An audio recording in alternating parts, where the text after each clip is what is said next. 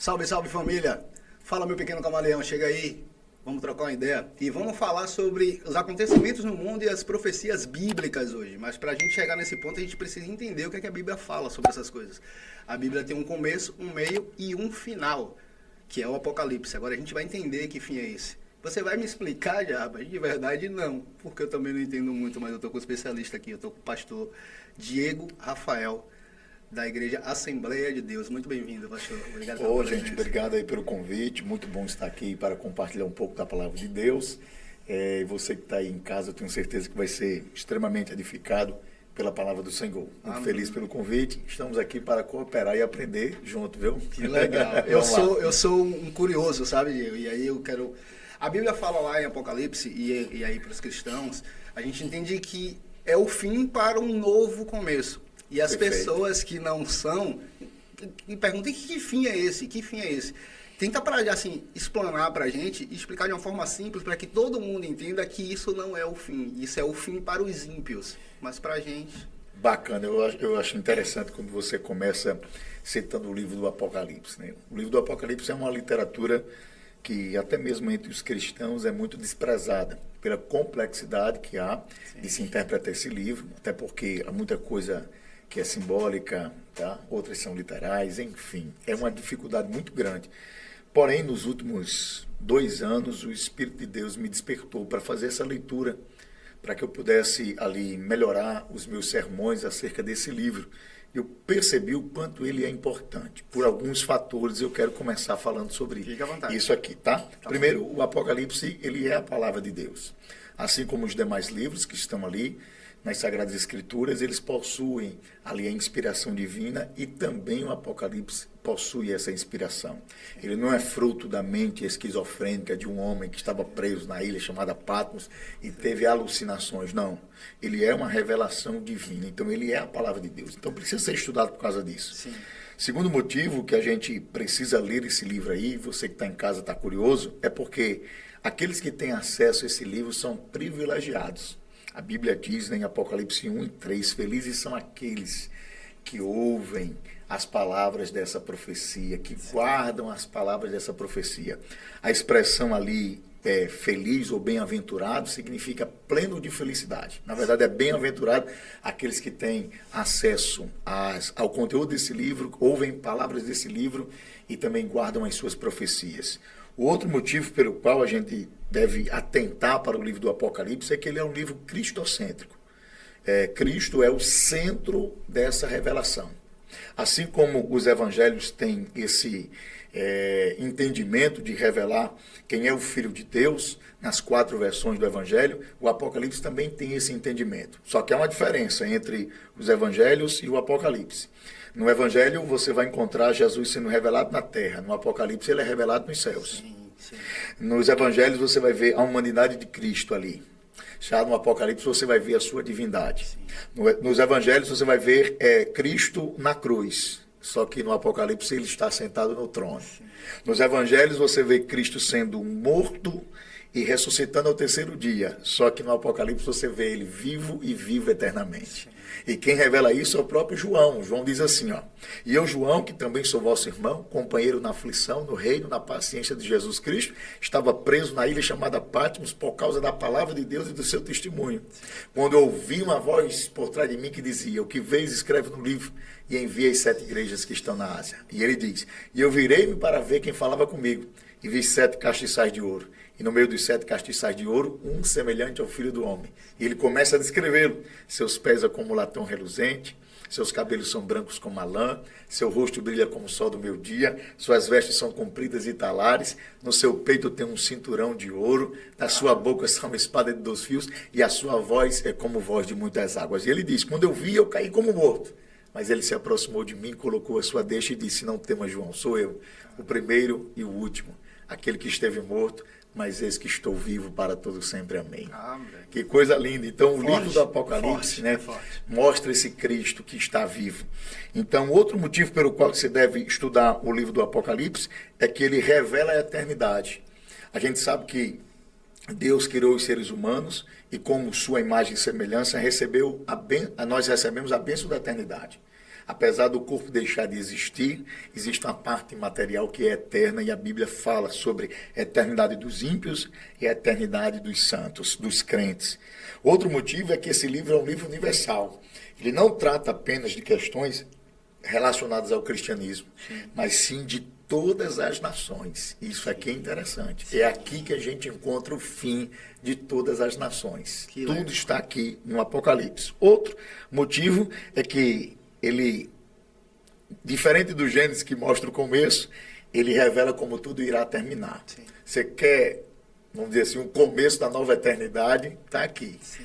Ele vai mostrar como tudo vai se encerrar e a partir de então começa uma nova eternidade, novo céu e nova terra. Eu não sei se o senhor se impressiona, mas eu fico muito impressionado quando eu leio alguma coisa do Apocalipse, porque é muito minucioso. Realmente, não tem como negar que alguém está vendo aquilo que está sendo escrito, porque é muito detalhado. Muito detalhe, muita coisa boa tem ali, muita coisa que a gente vai entender completamente quando lá chegar. Sim. Algumas coisas não cabem a um homem entender nesse momento. Na mente, né? É verdade. E aí, continuando nesse assunto que para mim é muito, muito legal conversar sobre esse livro bíblico, o Apocalipse ele tem suas profecias e ele fala que as coisas vão acontecer e até que essas coisas comecem a acontecer, a gente não tem muita noção de como que elas vão se passar. E aí eu vou pegar uma das profecias só para a gente entrar. Uma das profecias falam sobre, e eu quero saber também a opinião do senhor, se tem a ver ou se não é isso e tal. A Bíblia fala sobre o sol queimar os homens na terra. E aí, a gente vê agora esse aumento da temperatura mundial, mas eu acho que muito mais que isso. A Agência Espacial Americana já anunciou que em 2024 teremos uma explosão solar que a gente pode ficar sem internet. Aí me leva a crer, será que é essa explosão solar que vai queimar os homens na terra? Eu não sei o que o senhor acha, mas eu acho fascinante ver na minha frente as coisas acontecendo. A profecia fala que vai queimar. Aí a NASA me diz que o Sol está explodindo. E se o Sol está explodindo em direção à Terra, vai queimar quem está na Terra. Apocalipse capítulo, acho que é o 16, verso 8, verso 9, é que fala sobre esse aquecimento, o calor, como consequência da taça da ira de Deus sendo derramada sobre a Terra. Entendeu? Então, é uma iniciativa de Deus. Ele pode usar, sim, uma explosão como essa, né? Uma catástrofe natural que pode desencadear, ou ele pode até mesmo usar o sol mesmo. A gente viu hoje, sem essa catástrofe ainda, o sol se esquentar. No Rio de Janeiro deu sensação térmica de 60 graus. Exatamente. Temperatura de deserto. Né? Então, o que Deus se utilizará para que aquilo que o Apocalipse descreve, o que Deus vai se utilizar para fazer o que o Apocalipse descreve, não sei. Pode ser essa catástrofe, pode ser o próprio Sol mesmo se esquentando, um buraco na camada de ozônio. Mas, enfim, vai acontecer. E eu acho legal também que, assim, lá no Apocalipse não tem dizendo o tempo todo, e Deus fez, e Deus permitiu. Não quer dizer que ele levantou do trono para fazer. E algumas vezes você fala sobre isso e as pessoas questionam assim, não tem nada a ver com Deus. Os homens fazem isso. Então, o Apocalipse está dizendo que vai acontecer. Ele não disse que foi Deus que aconteceu. Ele disse que vai acontecer. Aí o homem vai e faz exatamente o que tem escrito na Bíblia. É profético. É profético, porque Deus é o seguinte, Deus, ele é um ser que vai estabelecer a sua vontade. Aquilo que está descrito no livro de Deus irá acontecer, né? Céu e terra passarão, mas as minhas palavras não vão de passar. Sim. Então, em resposta ao comportamento humano, a ira de Deus será revelada. Sim. E ele vai se utilizar de vários meios para que essa ira aconteça. Sim. E quando a gente olha para o Apocalipse, a gente vê um Deus, irmãos, que vai se irar com essa turma que está se comportando da forma que não se agrada à sua presença. Eu tenho uma sensação, e aí eu quero saber do senhor, que é assim, tanto no Apocalipse quanto o Antigo Testamento, é Deus sendo Deus. Jesus é que quebra essa onda. Quando a gente tira Jesus da equação, Deus sendo Deus não tem negociação.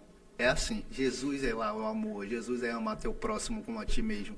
Jesus, por isso ele fala, eu sou o caminho, a verdade e a vida, porque, segundo o meu entendimento, e me corrige por favor se eu estiver errado, porque se a gente pega só o Antigo Testamento, algumas pessoas dizem, Deus é carrasco. Não, eu não acho que ele era carrasco, eu só acho que ele não tinha muita conversa, ele dizia, é assim, do meu jeito. E se não é do jeito dele, então tá certo, então não é de jeito nenhum. Cristo é o divisor de águas porque ele vai aplacar a ira divina sobre nós. Sim. A verdade é essa. Sim. Porque é que nós hoje estamos acobertados por essa graça, por essa misericórdia tão grande? Porque Jesus Cristo foi na cruz do Calvário, derramou seu sangue e lá deu brado de consumação. Sim. Está consumada a obra que mandaste fazer. A expressão está consumado ali, em grego é tetelestai, que significa a dívida foi paga. Então nós éramos devedores, no Antigo Testamento Por conta lá de Adão, né? Por causa de Adão, né? O entendimento bíblico que em Adão todos nós caímos também. Romanos 3:23 diz: todos pecaram e destituídos da glória de Deus estão, afastados da glória de Deus estão. Então o entendimento é esse: estávamos todos caídos, Jesus vem para fazer essa ponte de ligação entre a gente e o Pai. 1 Timóteo 2:5, há só um Deus, o mediador entre Deus e os homens, Jesus Cristo, homem. Então ele vem para reconstruir essa ponte que nós quebramos. Quebramos por quê? Porque praticamos aquilo que Deus disse que a gente não deveria fazer. Sim. Rompemos os limites estabelecidos Sim. por Deus. Sim. Vale a pena salientar que Deus agiu dessa forma com os seres humanos porque os seres humanos desobedeceram a sua voz. Sim. Entendeu? Então teve um porquê. Por que é que Deus se irou com a humanidade? Por que é que Deus se manifestou trazendo o dilúvio? Por que é que Deus destruiu Sodoma e Gomorra? Por que é que Deus matou Uzá? Então tem um porquê. Sim. Qual é o porquê? São os nossos pecados, Sim. são as nossas falhas. Deus disse a Adão: você pode comer de toda árvore aqui, ó, todo fruto que produz de toda árvore do jardim, menos uma. Sim. Menos uma. Isso aqui é da ciência do bem e do mal, não rompa esse limite não, porque no dia que você romper, certamente você vai morrer. E Adão rompeu os limites estabelecidos por Deus. Sim. Então, a gente tem um Deus que é criador, que colocou limites até nas ondas do mar, inclusive em mim e você. Então, não dê um só passo sem a permissão do Altíssimo. Sempre busque sempre a direção de Deus, saber se é a vontade de Deus, porque todas as consequências, todas as suas ações podem ter uma consequência. E essa consequência pode vir lá do alto. E às vezes... Não dá pra correr, não. Né? Não dá pra correr. Lá, não dá pra correr. Eu vi assisti um podcast aí, eu não sei se ele era pastor também, para não falar besteira, ou se era um rabino, eu não sei. Ele falou o seguinte: ele falou, naquele momento que Jesus está na cruz, quem crucificou ele, quem matou Jesus, não foram os romanos. Quem matou Jesus, quem pediu para quem, não foi o povo. Ali quem matou Jesus foi a ira de Deus, foi o próprio Deus. Faz sentido? É isso aí, faz sentido, né? Jesus disse assim, ó: ninguém tira minha vida, eu mesmo a dou. Do mesmo jeito que eu dou, eu tenho o poder de retomá-la. Então, Jesus veio para cumprir a vontade do Pai. Qual era a vontade do Pai? Crucificar o seu filho. O Cordeiro está crucificado antes da fundação do mundo. Caramba. Antes que o mundo existisse, Deus já tinha estabelecido que iria resolver o problema do pecado entregando o seu filho unigênito na cruz do Calvário. Caramba. Isso é uma loucura tão grande, né? Porque muito. eu sou pai agora, né? O Davizinho chegou. Então é um amor muito grande que eu já sinto por ele. E eu não teria coragem de entregar o meu filho em favor de nenhuma pessoa. Sim. Nenhuma pessoa, principalmente por pessoas que traíram a minha confiança, que é os seres humanos. Mas o amor de Deus é incompreensível nesse sentido, porque Deus pega o seu unigênito filho, entrega, ele cumpre a sua justiça, né, porque a justiça de Deus tem que ser cumprida, e ela foi cumprida em Jesus, que assumiu os nossos pecados, pagou a nossa dívida e nos deu uma nova possibilidade de voltar à presença de Deus. Isso é muito forte. E isso não por mérito, mas sim pela sua graça. Então aí já linkando um assunto no outro, aquelas pessoas que lhe perguntam, como a gente falou antes de começar a gravar aqui, e aí o que é que tu fez para ser salvo? Eu não fiz nada. Não preciso, é pela graça. Eu tenho uma sensação, tem algumas coisas que me incomodam, e aí eu quero entrar nesse assunto para que as pessoas, hoje em dia, eu acho, é uma sensação que eu tenho, que as pessoas param para ouvir sobre Jesus, sobre pessoas que até não acreditam ou que criticam. A gente vê satanistas explicando sobre Jesus e as pessoas parando para escutar. E as pessoas pintam Jesus como se fosse, pelo menos na minha cabeça, como se fosse meio um idiota, sabe? Meio um abestalhado. que é assim, não, mas Jesus é amor. Oxente, mas você é cristão, Jesus é amor. Eu não sei que Jesus é que ele está falando, porque o da Bíblia não era assim, ele era muito gente boa, era um cara extremamente engraçado, extrovertido, porém ele fazia o que precisava ser feito. Quando ele precisou enfrentar a galera, os fariseus lá, ele enfrentou. Sim. É porque é o seguinte, o pessoal só quer uma face de Cristo. Sim. Quer só um traço da sua personalidade. Eu não tenho dúvidas que Jesus ama, não tenho dúvida alguma. Ele demonstrou amor por aquela mulher pecadora, que foi pega em flagrante adultério. Aquela mulher ia ser apedrejada. E ele ali intercedeu por aquela mulher para que ela não viesse morrer. Só que o mesmo Jesus que é amor, ele é verdade. E ele não esconde os erros das pessoas. Vou usar o mesmo texto. Cadê os teus acusadores, mulher? Não, já foram todos embora. Eu também não te acuso. Agora vá e não peques mais. Entendeu? Isso se encaixa muito quando as pessoas falam assim, ei, não, Jesus andava com ladrões, com prostituta. Para andar com Jesus tinha que abandonar o pecado. Olha, é isso que eu estou dizendo. Jesus, ele entrava em todo e qualquer ambiente. Eu estava pregando, acho que há uns 2 dias atrás. Sim. E Simão, o fariseu, convidou Jesus para estar na sua casa e ele foi. Sim. A gente sabe que os fariseus não tinham uma boa relação com Jesus. Sim. E quando ele entra na casa de Simão, vem uma pecadora que entra no banquete, olha que coisa interessante, e se ajoelha aos seus pés e começa a chorar e enxuga ali as lágrimas com o seu cabelo. Está todo mundo ali, a elite religiosa está ali, os fariseus. Estão todo mundo esperando Jesus expulsar a mulher. Assim, essa mulher pecadora, tocando nos seus pés, chorando, impura, beijando os seus pés. O texto diz que ela beijou os seus pés. Está todo mundo ali na expectativa de ele colocar ela para fora. Sim. Jesus não colocou. Sim.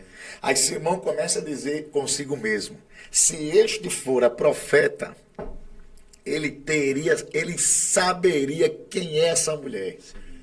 Quem é que lhe tocou. Sim. Ele jamais deixaria isso acontecer. Sim. Só que Jesus, que sabe o que estava passando dentro do coração de Simão, disse assim, ô Simão, deixa eu contar uma historinha aqui para você, Simão. Você pode falar, mestre. Um credor tinha 2 devedores. Um devia 500 denários, outro 50 denários. Nenhum dos 2 poderia pagar a dívida. O credor resolveu perdoar os 2. Quem dos 2 vai manifestar maior amor? E Simão disse, aquele a quem mais foi perdoado. Aí eu disse, julgastes bem. Ninguém na mesa está entendendo, mas Jesus está entrando no imaginário de Simão e está falando o que é o Evangelho. O que é o Evangelho? Você, Simão, é o que deve menos, mas você também é devedor. Também deve. Ela deve mais, porque ela tem uma vida de prática de pecados, mas nem você, nem ela pode pagar a sua dívida diante de Deus. Porque nenhum ser humano tem as condições necessárias para pagar por um só do seu pecado. Mas o credor, que é Deus, está disposto a perdoar os 2, Simão. É muito forte. E é natural, Simão, aquele que foi mais perdoado demonstrar mais amor. Aí interessante, se eu pegar o gancho aqui, é que Jesus, depois de explicar isso na mente de Simão, ele parte em defesa da pecadora. Quem deu valor às mulheres desse mundo não foi o movimento feminista, não, foi Jesus. Não, com certeza. Jesus defendeu as mulheres como ninguém defendeu. Era uma mulher pecadora. Quando a mulher diz que é pecadora, é porque a vida pecaminosa dela era conhecida da sociedade. Todo mundo olhava, podia ser uma prostituta. Geralmente tinha uma vida fácil. Aí Jesus diz assim, olha Simão, eu entrei na tua casa, Simão, e tu não banhaste os meus pés. Cultura judaica. Sim. Quando alguém chegava na casa eu convidava alguém para vir à minha casa, eu disponibilizava um servo inferior para estar na porta, para limpar os pés do convidado como sinal de boas-vindas. Haja vista no mundo antigo, as ruas serem de barro, o barro entrar nas sandálias que eram abertas, então como sinal de boas-vindas eu chegava lá e lavava os pés do convidado, disse, seja bem-vindo à minha casa. Sim. Aí Jesus disse assim, olha, eu cheguei na tua casa aqui, nem as boas-vindas tu me deste, mas essa aqui ó, não para de lavar os meus pés com as suas lágrimas. Simão, na tua casa eu não sou bem-vindo, mas na vida dela, ela está mostrando que eu sou bem-vindo. Tem mais, Simão, eu cheguei aqui, tu não me desse nem um ósculo, um beijo. Cultura dos judeus, sim, né? Sim. O beijo fraterno, eles ainda fazem isso, né, como sinal de amor fraternal. Aí Jesus disse assim, eu vim aqui, nem amor fraterno você demonstrou por mim, mas essa não cessa de beijar os meus pés. Ela não tem medo de expressar o amor que tem por mim. Sim. Eu cheguei aqui, Simão, tu não derramou nem um frasquinho de óleo na minha cabeça, porque para você eu não tenho valor. Mas essa mulher aqui, além de beijar, ela pegou o vaso de alabastro, com um perfume e um unguento de extremo valor e derramou dos meus pés. Aquele vaso ali tinha um perfume que compreendia, né, tirando ali por base a diária de um agricultor, sim, 1 ano de trabalho. Então essa mulher pegou o que ela tinha lá de reserva e derramou nos pés de Jesus. Porque para Simão Jesus não tinha valor, mas para aquela mulher... Ou porque Jesus estava tão próximo de Simão ali que ele nem valorizava, né? Aí a história se encerra de uma forma muito tremenda. a história se encerra Jesus dizendo assim, ó, tá vendo os muitos pecados dessa mulher? Por isso que eu citei essa passagem. Jesus não omitiu. Jesus falou a verdade. Jesus é amor, mas não escondeu. Você é muito pecadora. Os muitos pecados dessa mulher. Sim. Ele falou a realidade.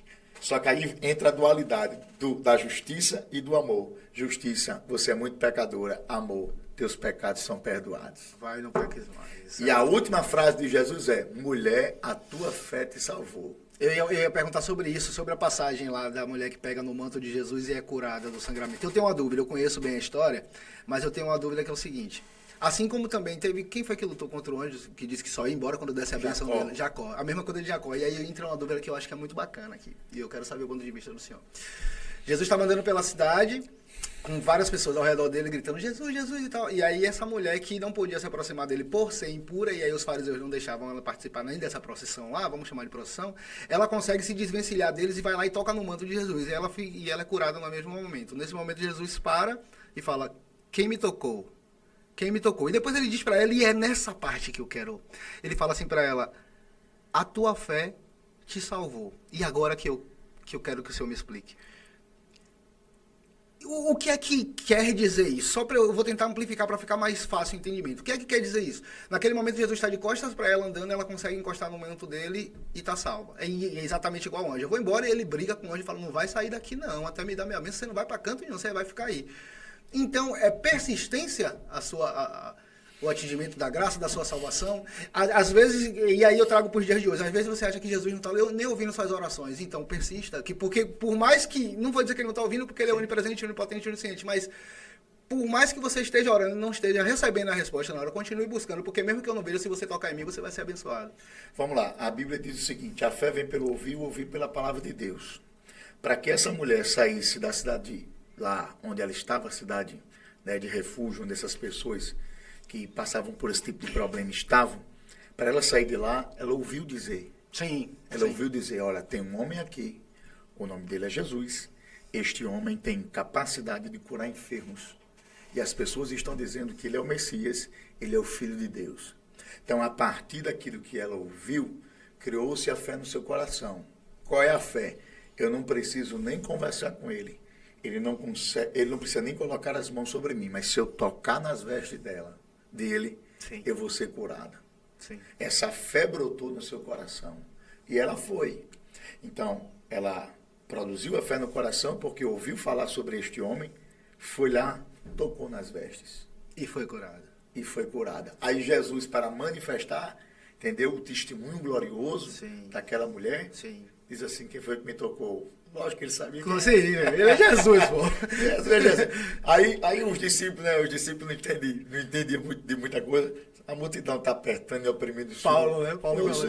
Não foi Paulo. Paulo ainda não estava lá, era Pedro lá. O Pedro, desculpa. O Pedrão lá. Desculpa. Rapaz, está todo mundo apertando aqui, mestre. Está todo mundo tocando em você. Disse, mas alguém tocou diferente. Porque de mim saiu virtude, poder. Sim. Aí ela pega e se manifesta. Aí Jesus falou aquilo ali para defender ela. Ah, legal. Essa parte que eu quero defender ela. Essa parte eu quero entender. Porque é o seguinte, a cura aconteceu, ok, o sangue instantaneamente parou. Mas quem foi que viu o sangue parando? Ninguém estava vendo. Ninguém.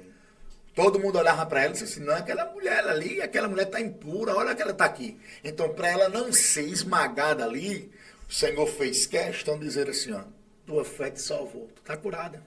Faz todo sentido agora. Entendeu? Então, Jesus falou aquilo dali para defender ela, para que ela, na volta para sua casa, ela tivesse ali o diagnóstico médico. Sim. Então, Jesus já sabia qual seria o próximo passo. Se ela levanta, o povo vai para cima dela. Vai para cima dela, então, sem impura que você está fazendo aqui. Então, ele só para defender a mulher. Para defender a mulher. Porque ele já tinha sentido o poder, já tinha saído, ela já estava curada, não podia ir embora. Está curada, irmão.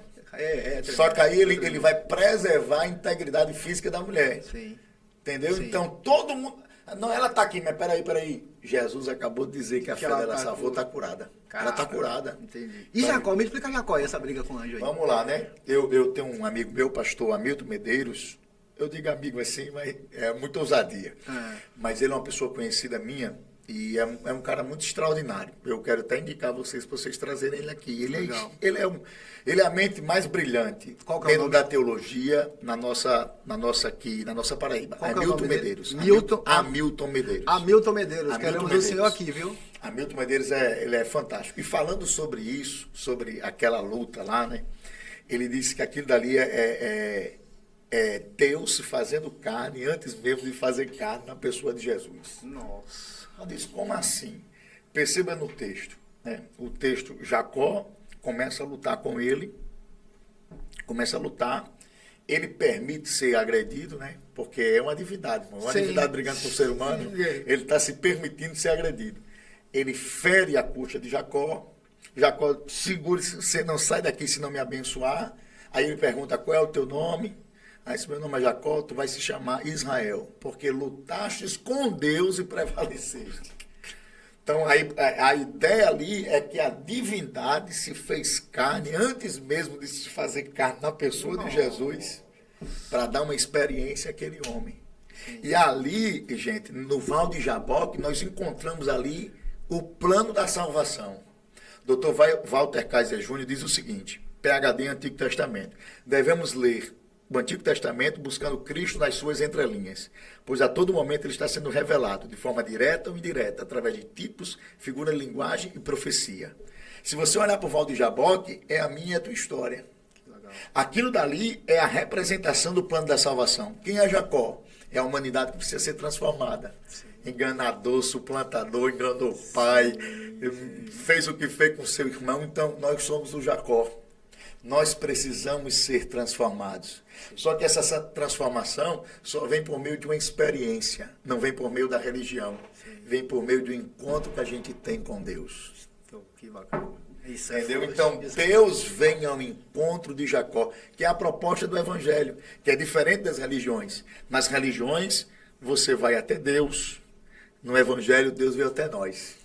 Isso é muito forte. É forte. Ele não teve por usurpação ser igual a Deus, esvaziou-se de si mesmo, tomou as formas de servo, se assemelhou-se à forma de homem e, achado na forma de homem, foi obediente até a morte e morte de cruz. Então, é Cristo se revelando aqui, vindo até nós.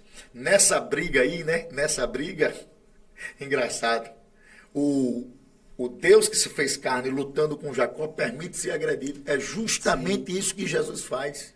Jesus permite ser agredido pela multidão, pelos homens. Ele é cuspido, ele é ferido, colocam a coroa de espinho na sua cabeça, bate com a cana, ele é esmurrado.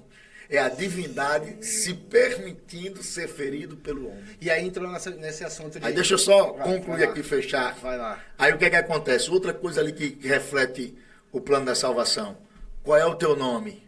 Ah, meu nome é Jacó. Tu não vai chamar mais Jacó, vai chamar Israel. Isso fala o quê? Do novo nascimento, sim, a mudança de identidade. Sim. Quem tem uma experiência com Deus nunca mais é o mesmo. E por último, Jacó disse assim, ó, chama o lugar de Peniel, porque eu vi a Deus com os meus próprios olhos e estou vivo. Caraca. Peniel aponta para quê? Para Nova Jerusalém, sim, o fim, o lugar onde a gente verá a Deus por toda a nossa eternidade. É, isso é muito bonito. E antes de a gente entrar nesse assunto, eu quero lhe perguntar o seguinte. Então, a gente entra nessa área. Então, Jesus é Deus. E Jesus é o Deus encarnado. Jesus é Deus. Se Jesus é Deus, Satanás sabe que Jesus é Deus. Correto? Isso aí. Então, por que mesmo assim Satanás tentou tentar Deus se não rola? É Deus, cara. Não, passou 40 dias perdendo seu tempo, vamos lá. Nós temos que perguntar isso a Satanás.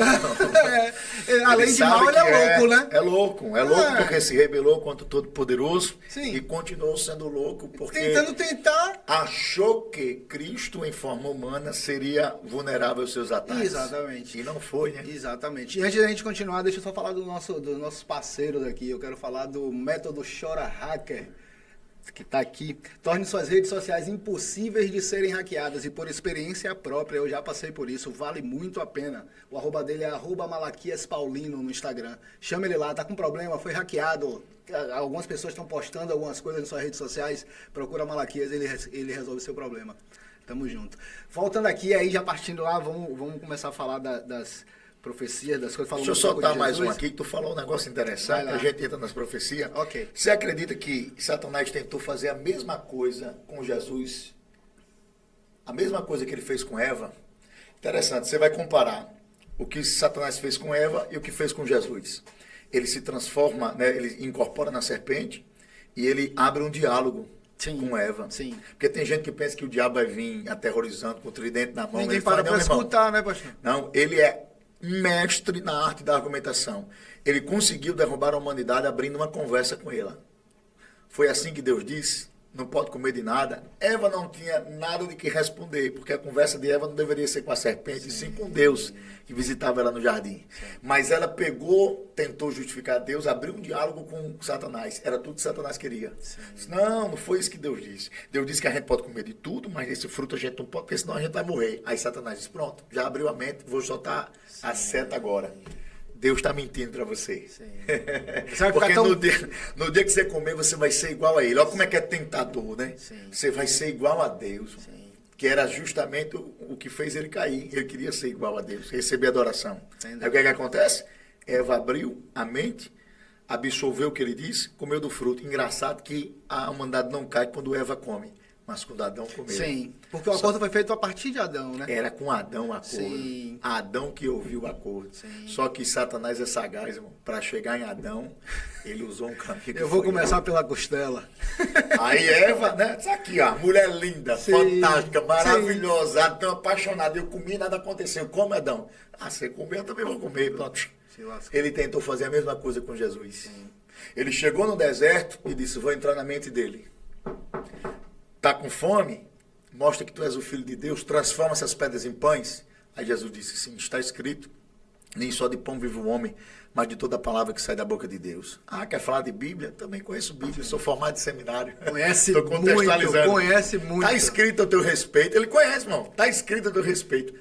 Aos seus anjos dará ordem a teu respeito para te guardar em todos os teus caminhos. Salta daqui. Sim. Aí Jesus disse, está escrito, não tentarás o Senhor teu Deus. A terceira tentativa, irmão, Satanás ele é insistente.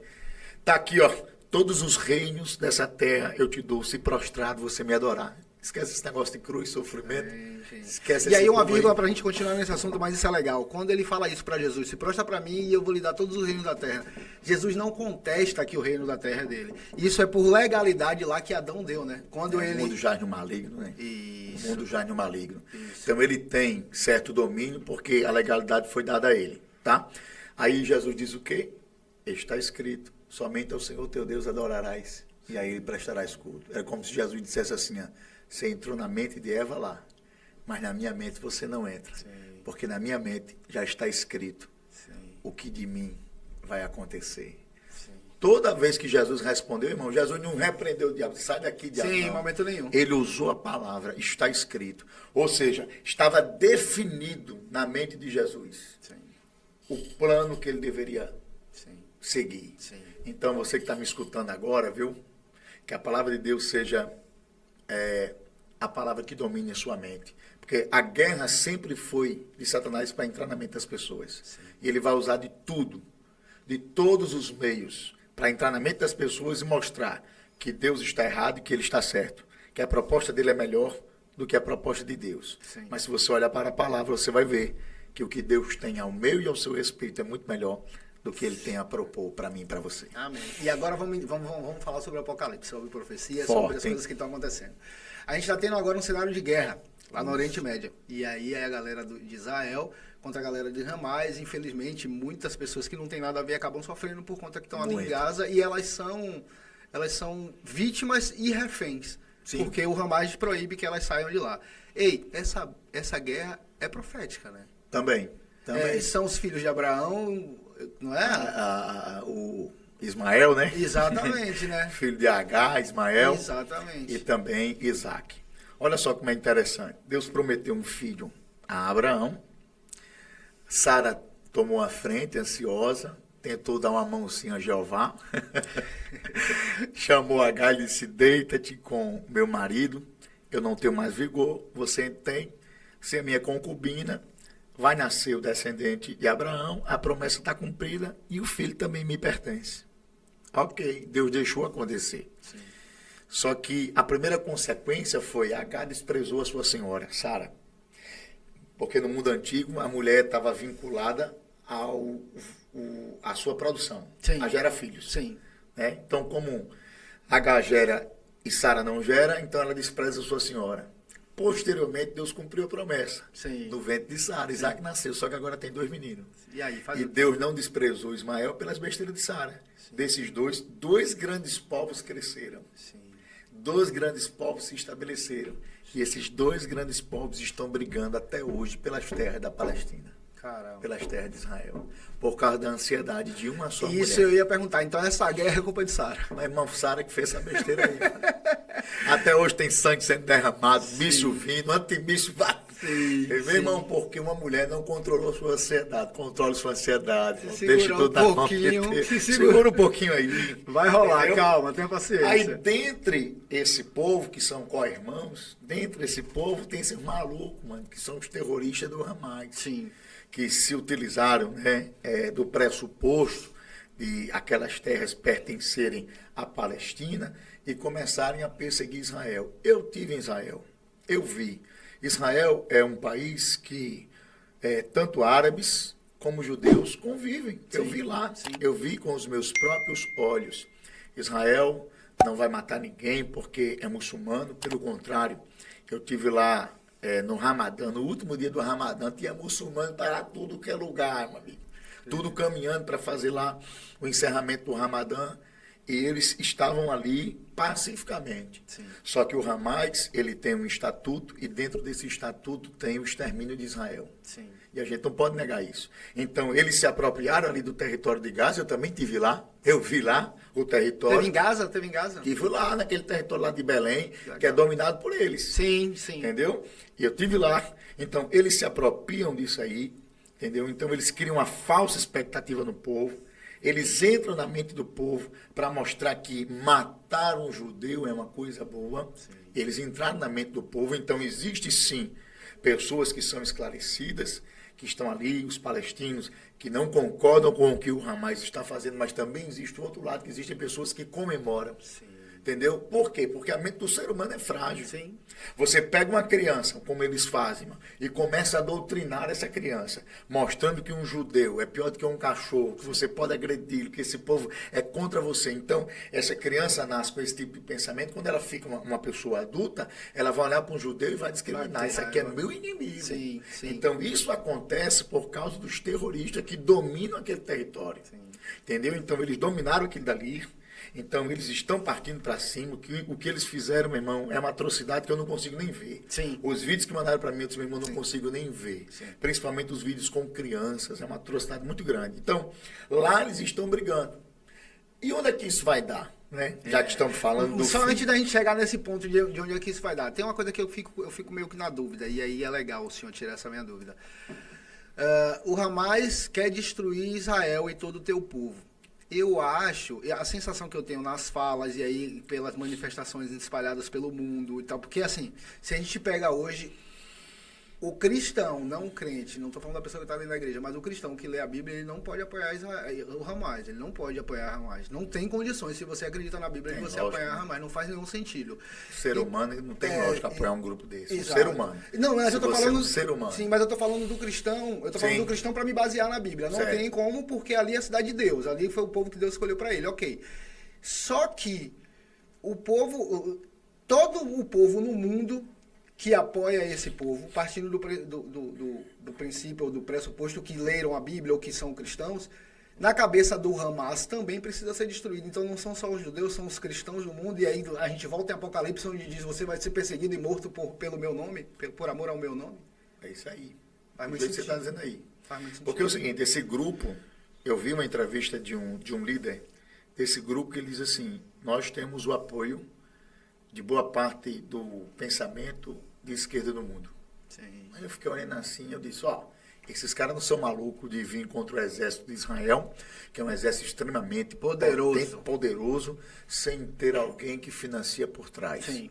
Dizem que o Irã está por trás e outros países também estão por trás desse financiamento. Sim. Eu acredito piamente nisso, porque senão eles seriam totalmente aniquilados assim, facilmente, que Israel tem esse poder. Sim. Então, esse Hamas, ele vai vir não somente contra os judeus, mas contra os cristãos. Esse é só o primeiro passo. O jihad, é a guerra religiosa. Sim.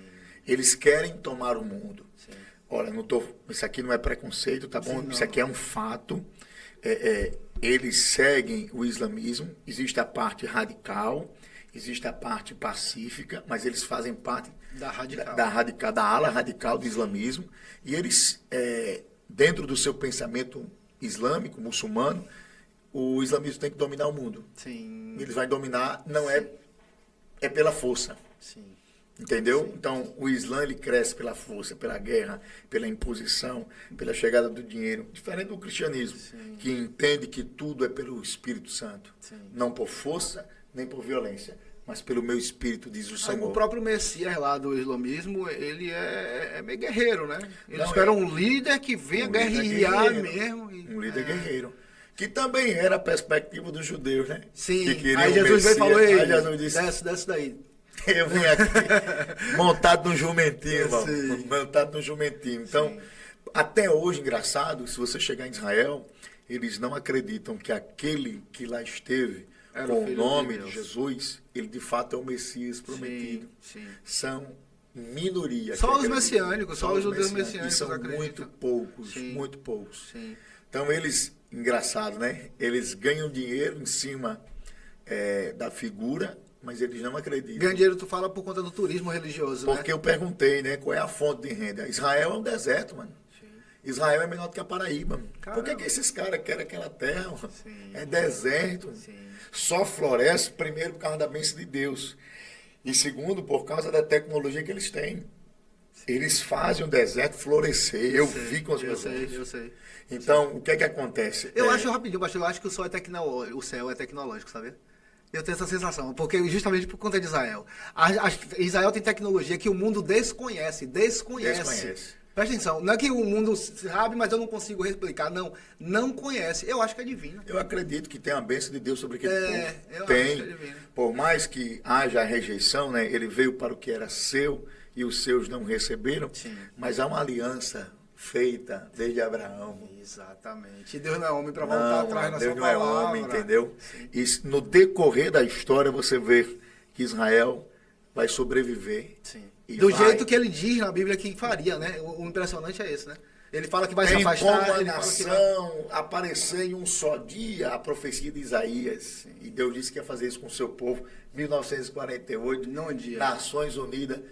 Todo mundo ali, a briga maior do mundo. E aí Israel volta a ser nação ou não volta? Volta no ser... O brasileiro. Aí Oswaldo Aranha Oswaldo chega, Aranha. volta de Minerva para decidir. Em um só Israel, dia. em um só dia Israel voltou a ser É nação. impressionante. É impressionante. A Guerra dos 6 Dias Mas- também, né? sim, sim. As nações vieram ali contra Israel. Irmão, se você vê os documentários da Guerra dos 6 Dias... Eu já assisti alguns. É incrível, irmão. Anjos apareceram para guerrear. Legal que a Bíblia fala que um loucura. anjo foi lá e destruiu quantos mil homens? 185 mil. 185 mil homens em uma noite. Se você for lá e assistir qualquer documentário ou ler o livro sobre a Guerra dos 6 Dias, Israel foi dormir e ela estava cercada. Quando ela acordou, quando o povo de Israel acordou, estava cheio de gente morta ao redor de Israel. Que loucura, irmão. Que loucura na cabeça da gente. Eles não tinham equipamentos, Sim. eles não estavam desenvolvidos economicamente. E quem estava ali eram as nações Sim. poderosíssimas e eles venceram a guerra. Mano. Sim. É por isso que eu acredito. Não adianta Hamas, qualquer grupo Não, terrorista eu vir também para não cima, acredito não. que destrói Israel, não. Não destrói, não. Deus falou que não. E lá no final, quando esse espírito antissemita de fato crescer e se desenvolver, que a Bíblia diz o seguinte, que a ira de Deus há de se manifestar. O anticristo, ele vai dizer que tudo que está acontecendo é por culpa de Israel. É mais ou menos assim a cronologia dos fatos. Quando ele reunir as nações para vir de encontro a Israel, Israel clamar pela presença do Messias, e o Messias virá, irmão. Porque hoje é o Hamas, mas Vai ser dia muita gente. vai ser as nações contra o povo de Deus. Exato. E ele descerá ali, né, no Monte das Oliveiras para Engraçado defender o seu povo. Engraçado, e aí eu bato na mesma tecla mais uma vez, é isso. A profecia fala exatamente isso, mas hoje a gente consegue observar isso acontecer. E aí eu entro nesse papo. Forte. O Hamas está atacando, aí o Hezbollah vai lá e pega a área norte, do jeito que a Bíblia falou, Isso mas aí. já está acontecendo. É mesmo, O Hezbollah está bem lá. lembrado. Está lá pela entrada norte e o Hamas pela sul. Aí a Bíblia fala assim, ó, todas as nações se juntarão para guerrear contra Israel. A gente vê os jornais no mundo falando como se Israel estivesse errado. É isso aí. As pessoas que não buscam informação ficam contra Israel. Aí a gente vê os países emergentes, mas com mais dinheiro, não emergente, me desculpa a palavra, os países mais poderosos financeiramente no Oriente Médio, aí eu tô falando de Irã, tô falando da Arábia, que ainda não entrou, mas segundo a profecia, assim, a Rússia, por conta do tratado dele, você vê essa galera já de tititi, já se unindo. Quando essa galera descer, pronto, são todas as nações. Acabou. Só não tem os Estados Unidos, que hoje está a favor de Israel. O resto são todas. Aí que vem a guerra da informação, né? Por isso que eu estou Sim. dizendo, Satanás trabalha na mente das pessoas. Sim. Ele vai usar todo o aparato que ele tem da imprensa para criar narrativa, para colocar na cabeça das pessoas que quem é o culpado de fato é Israel. Exato. Mas eu pergunto, quem foi que invadiu a festa? Exato. Quem foi que estuprou, Exato. matou, degolou crianças? Meu irmão, os caras estavam lá parados. Sim. Os caras não estavam fazendo guerra. Exatamente. Entendeu? 3 acordos eles ofereceram, os caras não aceitaram. Então, se a gente for pela lógica, pela razão, irmão, nada justifica Sim. a morte de crianças, o estupro de mulheres, Sim. aquela barbárie que foi feita, nada justifica. Irmão. Eu concordo. Eu vou... Não, porque a terra é minha. Meu irmão, se você for estudar a história, você vai ver que Deus deu ao seu povo, Sim. seu povo lá se estabeleceu, e eles estão dispostos a ceder parte da terra. Vou dar um exemplo aqui, né? A mesquita de Omar lá. Lá Onde dizem- está o Domo da Rocha? É, o Domo da Rocha lá. Lá era onde estava o antigo templo. Isso. Israel não chegou lá dizendo assim, não, isso aqui É meu, quem tira. é meu, tira. Ele não fez. Sim. Entendeu? Porque nas nações do Oriente Médio, a mais democrática de todas elas é É Israel. Israel, sem sombra de dúvida. Tem mais parada gay, parada Tem LGBT. tudo, mano. Tem Tem isso aí, tudo isso lá. aí. Entendeu? É muito dolorido, irmão, ver o que aconteceu lá. Eu estava com a caravana para ir o ano que vem. Infelizmente não vai dar certo, né, por causa desses acontecimentos. Mas a gente vê um povo que é muito temeroso, Sim. muito, assim, desconfiado. Entendeu? Até um fato curioso. Minha esposa, a irmã Noádia, viu? Um cheiro para você, irmã Noádia. A irmã Noádia tem os traços de uma pessoa da Palestina. Caramba. Cabelo preto, nariz grande, sobrancelha grossa. E a segurança de Israel é tão grande que a gente entrou. Mas na hora de sair, a menina lá desconfiou do nome dela. Assim, Noádia, né? Porque não é um nome comum Sim. para brasileiro. Sim. Talvez ele esteja um banco de dados lá dos nomes comuns no Brasil. Sabe o que foi que ela fez? A menina tem uns 16, 17 anos aproximadamente, era uma jovem. Ela chamou o nosso guia, que falava a língua, né? Porque a gente não falava o inglês, não falava o espanhol, então ela chamou o rapaz que estava lá. E mandou perguntar à minha esposa a origem do nome dela. Sério? Oi, mano. Aí ele falou com ela ficou nervosa, disse, não, vou explicar. Noádia é um personagem da história de Neemias, era uma profetisa, e está lá em Neemias capítulo número 6. Pronto. Aí ele pegou e falou para ela. Aí ela permitiu a gente passar. Caramba. Só que eles estavam tão desconfiados que eles vivem nessa tensão, mano. Sim, Essa tensão é tão grande sim. que quando a gente chegou na segunda barreira, o cara botou o passaporte, ela mandou ela voltar. Sério? Mandou ela voltar. E ela desesperada disse, tenha calma. Que Calma, a gente não é nenhum terrorista. Aí a gente voltou. Aí a recomendação do guia era, se você não sabe falar inglês, não tente falar. Se não sabe falar espanhol, não tente falar. Diga que não sabe. Aí a gente disse que não sabia. Aí veio uma tela assim, com várias perguntas, traduzidas Em português? Em português. Sim. Tinha um hebraico e tinha um português. Aí ela respondeu a pergunta, permitiu a gente passar. Sim. Aí a gente foi. Nosso próximo destino era a Espanha. Quando eu chego em Madrid, que eu vou tentar abrir a bolsa, cadê eu consegui? O código já estava mudado. Caramba. Eles desconfiaram da gente e abriram a nossa bolsa para ver o que é que tinha lá dentro. Caramba. Aí eu É um disse, clima de meu tensão Deus, mesmo, a o tempo tensão todo. é muito grande. Sim. Israel é um país diferente de qualquer outro país do mundo. É uma loucura. A gente vê gente se jogando no chão, nos aeroportos, para fazer as suas preces. A gente vê criançazinha assim desse tamanho, rapaz, com um quepá na cabeça, se balançando, fazendo ali as suas orações com o Torá. É uma loucura, é um negócio totalmente diferenciado. Sim. Eu Deixa recomendo. deixa eu perguntar. E aí, falando sobre as profecias, no final dos tempos também Jesus apareceria em sonhos, segundo as profecias. Apareceria em sonhos para o seu povo que não aceitou, né, no caso os judeus, e para essa galera que quer fazer guerra. Agora, eu não sei exatamente quantos para dizer para o senhor, mas vários muçulmanos sonharam com Jesus. Existem várias formas de Deus se revelar durante toda a história.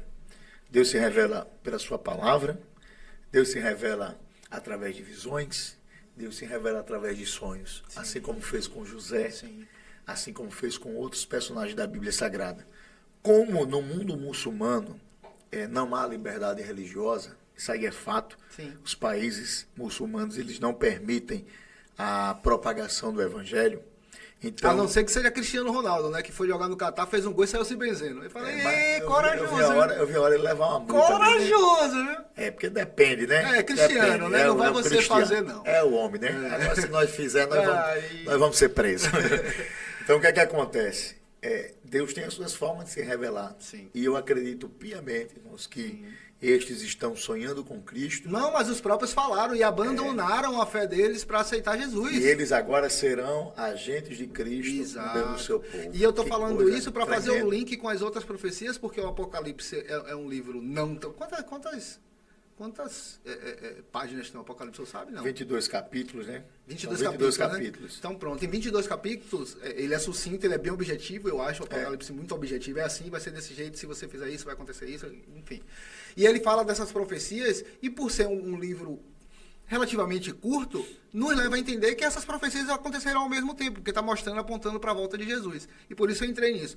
Essa profecia lá dos sonhos aconteceu, e aí a gente já vai falar sobre a profecia do Mar Morto no final dos dias ter vida, e hoje o Mar Morto tem vida, peixes, corais, e juntando isso tudo, a gente tem a profecia que o rio Eufrates secaria e 200 milhões de soldados passariam por ali. Quando essa profecia foi proferida, não existia 200 milhões de pessoas no mundo. Hoje o exército da Rússia, juntando Rússia, Irã e China, é tranquilamente 200 milhões de soldados. É uma coisa colada na outra, e haverá sinais nos céus, na terra e debaixo da terra. Olha o que o mar está fazendo Turquia, Japão, debaixo da terra, terremotos, movimento de placa tectônica, debaixo da terra, nos céus, o céu e a lua. A gente teve eclipse, teve o céu, a lua vermelha, né? Agora o aquecimento, o sol esquentando do jeito que a Bíblia fala. Assim, nem eu sei o dia, pois somente o Pai, né? E Jesus fala, nem eu sei o dia. Mas pastor, vamos lá. Está muito perto. Se a Bíblia continuar se mostrando correta, do jeito que ela vem se mostrando correta do decorrer dos anos, falta aí... Está muito perto. Falta 10 folhas do Apocalipse para acabar. A revelação escatológica, né?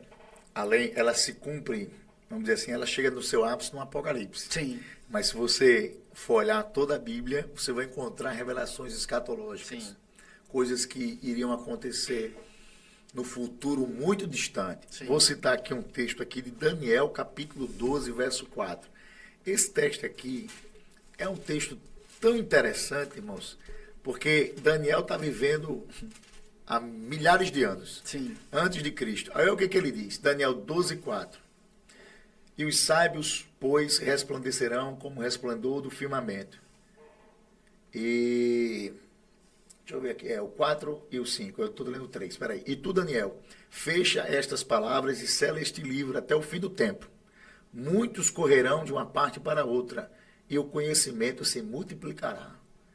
Quando Daniel, ele tem essa visão aqui, o meio de transporte mais rápido deveria ser aqueles cavalos, né? Sim.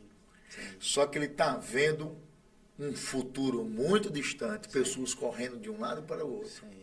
Hoje nós estamos vendo essa profecia se cumprir. Avião para cima e para baixo. Você hoje sai da Paraíba e chega a São Paulo em 3 horas. Sim. Em 8 horas você sai do Brasil e chega em Lisboa. Sim.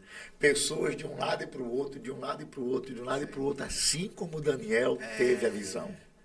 Outra coisa aqui, e o conhecimento se multiplicará. Meu irmão, o que está acontecendo hoje na nossa geração... As inteligências artificiais... Meu amigo, hoje você conversa com a inteligência artificial, hoje você escreve um livro, você escreve um livro para mim, está escrevendo. Exatamente. Entendeu? Exatamente. Então, antigamente, tinha uma estimativa que o conhecimento ganhava uma grande projeção, uma grande diferenciação de 200 anos. Hoje, de 2 anos e meio, 2 anos e meio, já tem um salto de tecnologia que aquilo que você... tinha 2 anos e meio atrás, se tornou obsoleto. Nos últimos 5 anos, evoluímos 100 anos, tecnologicamente falando. Né? Eu acredito dessa perspectiva, porque hoje você conversa com o mundo inteiro através de um aparelho desse tamanho. Como é que pode, mano?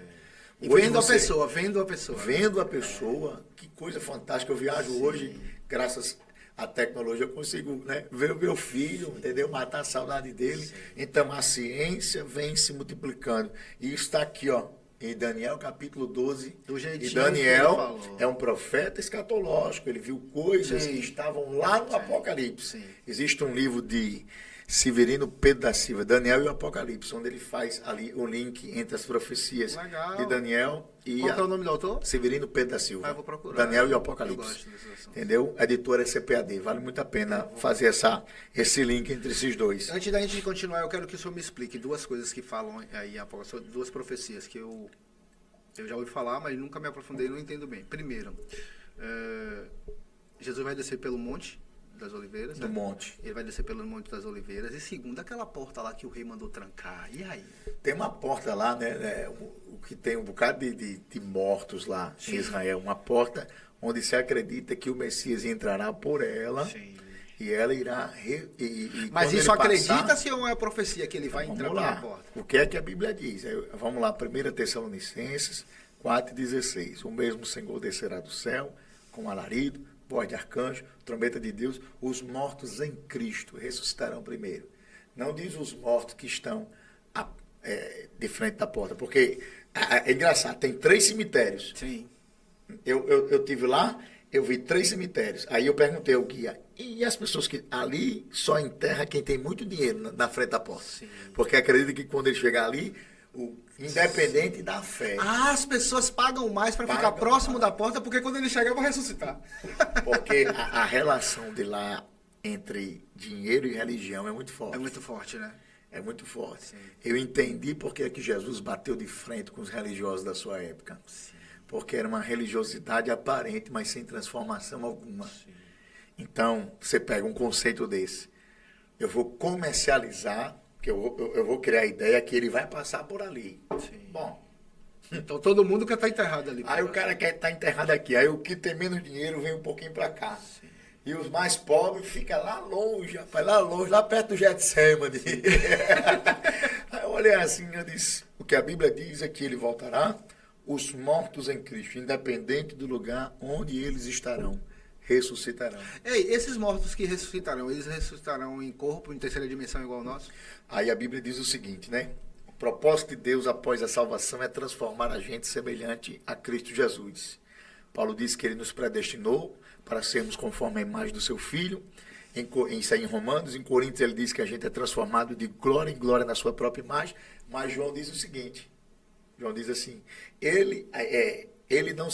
a gente não viu ainda como ele é, mas como ele é, o veremos e seremos semelhante a ele. Ou seja, nós ressuscitaremos em um corpo glorificado. Entendi. Paulo diz que aquilo que é corruptível, esse corpo aqui, se revestirá de incorruptibilidade. E isso que é mortal se revestirá de imortalidade. Entendi. A essência é a mesma. É de eu que vai ressuscitar. Só que em um corpo que não pode ser mais atingido pelo pecado, que é semelhante ao corpo de Cristo Jesus. Eu fiz essa pergunta, Diego, pelo seguinte, aí é legal você tirar essa dúvida também. Mas Você bota mais uma aguinha aqui, chefe, que o negócio está esquentando. Deixa ela centrar um pouquinho. Deixa ela central. É legal perguntar isso pelo seguinte, eu já vi alguns questionamentos assim, e a galera que é cremada? E como é que vai ressuscitar na volta de Jesus? Você acha que Jesus não sabe? Aí eu falei, pô, se Jesus não conseguir ressuscitar uma pessoa porque foi cremado, Jesus venceu da eu acredito no cara errado. Não, Jesus sabe onde estão todas as coisas, todas as partículas, todas as cinzas. Jesus sabe onde está. Essa profecia da volta de Jesus, ele vai descer pelos Montes das Oliveiras. Eu já vi essa discussão e é legal também o senhor tirar essa dúvida, porque eu tenho certeza que muita gente deve ter também. Jesus volta só para Israel ou para o mundo todo? E deixa eu concluir a pergunta. Show. Todo olho verá. Show. Se todo olho verá, é mundo todo. Se ele volta e aí entra pela porta e desce o Monte das Oliveiras, ele está voltando para os judeus ou para o mundo todo? Bom, ele vai voltar lá em Israel porque ele tem um propósito. Sim. O propósito é defender Israel contra as nações. Então ele vem, Apocalipse capítulo, deixa eu ver se é o 19 ou é o 20, ele vem para defender Israel contra o domínio do anticristo que está juntando as nações para destruir o seu povo, Sim. o povo de Israel. Sim. Então ele desce ali porque a guerra ali será. Vamos ler aqui para que a gente não possa se perder. Vamos lá. Apocalipse capítulo de número 19. Deixa eu ver aqui. os seus olhos eram como tu, pá, e acabando, é os 19 mesmo. Sim. Eu vou ver se eu consigo ler a partir do 11. E eu vi o céu aberto, e eis que um cavalo branco, e o que estava sentado sobre ele se chama Fiel e Verdadeiro, e julga e peleja com justiça. Seus olhos como chama de fogo, sobre a sua cabeça havia muitos diademas, e tinha um nome escrito que ninguém sabia senão ele mesmo. Estava vestido de uma veste salpicada de sangue, que o nome pelo qual se chama é a palavra de Deus. E seguiam-no os exércitos que há no céu, em cavalos brancos e vestidos de linho branco e puro, e da sua boca saía uma aguda espada, para ferir com ela as nações, e ele as regerá com vara de ferro. Ele mesmo é o que pisa o lagar do vinho do furor da ira do Todo-Poderoso. E na sua veste e na sua coxa tem escrito este nome: Rei dos Reis, Senhor dos Senhores. E vi um anjo que estava no sol, que clamou com grande voz, dizendo a todas as aves que voavam pelo meio do céu: vinde e ajuntai-vos à ceia do grande Deus, para que comais a carne dos reis, a carne dos tribunos, a carne dos fortes, a carne dos cavalos, dos que sobre eles se assentam, e a carne de todos os homens, livres, servos, pequenos e grandes. E vi a besta, e os reis da terra, e os seus exércitos reunidos, para fazerem guerra contra aquele que estava sentado sobre o cavalo e seu exército. A besta foi presa, e com ela o falso profeta, que diante dela fizeram os sinais que enganou os que receberam o sinal da besta e adoraram a sua imagem. Estes dois foram lançados vivos no ardente lago de fogo e de enxofre, e os demais foram mortos com a espada que saía da boca do que estava sentado sobre o cavalo, e todas as aves se fartaram das suas carnes. Então isso quer dizer que as aves no último dia vai comer o corpo da galera que Jesus vai matar? O que é que ele está querendo aqui dizer? Que todos os exércitos que vierem contra Cristo, seu povo, serão destruídos, irmãos, e a matança vai ser tão grande. Não vai ser brincadeira, não. Não vai sobrar ninguém. Agora, uma coisa que eu fico na dúvida aí, vamos lá. Jesus volta, e aí pelo sopro da tua boca ele joga Satanás lá na casa de Satanás, lá longe lá. E ainda tem uns exércitos que eu não consigo entender essa parte. Vai ter um exército que vai ver um cara vindo do céu, vai ver um cara num cavalo branco, vai ver um monte de anjo lutando a favor desse cara, e vai ter terrestre que vai querer atacar esse cara. Que loucura! Nem o pior, a maior loucura não é essa. Aqui é a guerra em defesa de Israel, seu povo, o anticristo sendo lançado no lago de fogo, o falso profeta também sendo assim lançado no lago de fogo. Aí começa, no meu entendimento, 1000 anos literais de governo de Cristo. Eu quero entrar nessa parte. Satanás sendo preso, só que depois de 1000 anos, Satanás é solto, e mais uma vez ele vai conseguir enganar as nações. E aí vamos entrar nesse entendimento. Eu não sei se todas as religiões têm esse entendimento, eu acho que não, né? Desse milênio. Vamos lá. Jesus volta, e aí ele manda Satanás e o falso profeta para o lago de fogo. Ele manda o anticristo. O anticristo. Mas o espírito de Satanás não está no anticristo? Não, é porque o espírito dele está lá, mas é a pessoa, está se referindo à pessoa. Entendeu? Ok. A então, pessoa. O anticristo e o falso profeta, que são duas pessoas terrestres, serão jogadas no lago de fogo, Satanás será acorrentado.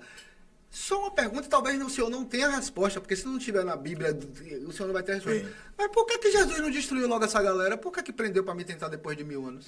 Aí fica aquela questão, né? Por que Jesus deixou Adão pecar? Já sabia que ele ia pecar, mas você eu não estou questionando a divindade, né? Eu não estou questionando a divindade, faz o que o senhor quiser. A gente está aqui para obedecer. Mas assim, eu sei que o senhor está me ouvindo, o senhor é onipresente. Destrói logo ele, não tenta a gente depois de 1000 anos, não. Vamos ser felizes no resto da vida. A casa de meu pai tem várias moradas e acabou, vambora. Rua de ouro, negócio aí. Tá tudo certo, adoração de manhã é aquela coisa. Mas a gente cai naquela questão, né? A soberania de Deus. Deus estabeleceu os fatos dessa forma e a gente não pode nem questionar. Não, sim. Não tem nem como a gente dizer assim, porque eu posso até cair no campo da heresia, né? Por isso que eu falei, provavelmente o senhor não vai me ter resposta. Rodolfo Otto, que diz assim, Deus é um cientista religioso, é o pai da ciência das religiões. Sim. Ele diz assim, Deus é o totalmente outro. Ele vive numa dimensão totalmente diferenciada da nossa. Sim. A nossa mente não consegue alcançá-lo de forma alguma, nem muito menos compreendê-lo em toda a sua totalidade. A gente consegue tirar Aí isso. só fechando aqui, Isaías escreve, né, acerca de Deus. Os meus pensamentos não são os vossos pensamentos, nem os meus caminhos, os vossos caminhos. Assim como os céus estão acima da terra, assim são os meus pensamentos e os meus caminhos acima dos vossos pensamentos e caminhos. Então, é muito difícil eu responder, eu fico sem resposta. Exatamente, porque aí, por isso eu falei antes, porque eu sabia, eu falei, vai dizer o quê se não tem? E a gente tira essa diferença dos planos de Deus, disso que o senhor estava falando agora, pela morte. A morte pra gente é sofrimento. Pra Deus, não, cara. Não, preciosa é à vista do Senhor a morte dos seus santos. Exatamente, exatamente. Aqui é um chororô, aquela coisa, e eu vou ser muito sincero pro senhor, às vezes eu vejo, é meio polêmico isso que eu vou falar, mas eu não me incomodo. Não, fica tranquilo. Às vezes eu vejo esse desespero por conta da morte ou por conta de sofrimento aqui, da galera que fala, eu sou cristão, eu creio na Bíblia, eu creio na palavra de que Jesus, eu tento seguir Jesus. Mas se tu tenta seguir Jesus, por que tu tá sofrendo tanto por um ente que morreu, já que ele disse, deixa os mortos? Ele não fala, deixa os mortos para que a terra cuide. E Deus já mostrou pra gente 1 milhão de vezes dentro da Bíblia de que a morte é só uma passagem. Mas é justamente isso, a falibilidade humana, né? Sim. Nós somos seres humanos. Isso é ser um homem de pouca fé? Mesmo de Deus falando, você não fica triste? triste? Que não. Olha, vamos falar de homens de fé, né? Vamos lá. Vamos lá, Elias. Elias desafiou 850 profetas. Ganhou deles. Sim. Matou espadada em todo mundo, morreu, só o Senhor é Deus. Sim. Uma mulher disse assim, amanhã tu morre. Ele ficou com aquilo na cabeça. Ele, olha, o Deus que livrou ele de 850 profetas não livrava ele de uma mulher. É complicado. Vamos lá, João Batista. É complicado. João Batista disse assim, ó. Eu sou fã de João Batista. Também sou. João Batista é João. Eu sou fã de João Batista. João é João. Pode falar o que você quiser. João diz assim, ó. Eis aí o Cordeiro de Deus que tira o pecado do mundo. O céu se abre. João está vendo tudo isso. Sim. O Espírito desce em forma corpórea de uma pomba e uma voz brada. Mano. Este é o meu filho amado, que minha alma tem prazer. Sim. Não tem dúvida, irmão. Depois de um negócio desse, não tem. Sim. João está preso. Aí ele diz aos seus discípulos, vai lá e pergunta se ele mesmo. Acabaste de dizer, João. Vou dar outro exemplo aqui, você vê essa instabilidade humana. Jesus está vindo por cima das águas, é Pedrão. Pedrão é uma figura, eu também gosto de Pedro. Eu sou fã de Pedro. Pedro parece muito com a gente. Se é o Senhor, manda eu ir contigo por cima das águas. Aí ele disse, vem Pedro. Aí Pedro, meu irmão, pula. De repente, meu irmão, no meio do caminho, o vento sopra, ele olha para o mar e começa a afundar. Começa a duvidar. Ele desce como herói e de repente se torna um vilão. Sim. Porque eu estou citando esses exemplos, são os nossos heróis da fé. Sim. Mas que são humanos. Sim. E a humanidade estão aparece suscetíveis a erro do mesmo jeito. Entendeu? Então, na hora do luto, a humanidade fala muito forte. Sim. Mas por que é que a gente não abandona a fé no luto? Já que você tocou no assunto, eu perdi a minha mãe pelo Covid agora, né? Pelo Covid, perdi para o Senhor. Então, faz 2 anos agora. Meu irmão, uma dor terrível. Mas por que eu não abandonei a fé? Porque, meu irmão, o diabo chegou dentro do meu carro e disse assim, por que é que teu Deus não curou tua mãe? Se tu prega e ele, através da sua vida, já curou pessoas, por que é que ele não fez isso com sua mãe? Aí, o Espírito de Deus se revelou a mim. E disse, digo ao diabo o que eu vou lhe dizer. Aí eu olhei assim, né? Às vezes eu sou, de vez em quando eu solto as piadinhas com o Satanás. Satanás quer dizer 2 coisas para tu. Primeira da minha parte, tá bom? Sai do meu carro, o meu carro é meu, não é teu não, vai embora daqui. E segundo, eu estou separado da minha mãe por um espaço de um tempo. Sim. Minha mãe está mais viva do que eu. Sim. Eu vou ao seu encontro. Sim. Estarei com ela para sempre. Diante de Deus. Agora você vai queimar no lago de fogo. Sim. A minha fé ficou viva. E aí? Nessa perspectiva. Mas sofri muito, tá? Acredito. Passei muito tempo sem conseguir orar, com a minha mente muito bloqueada.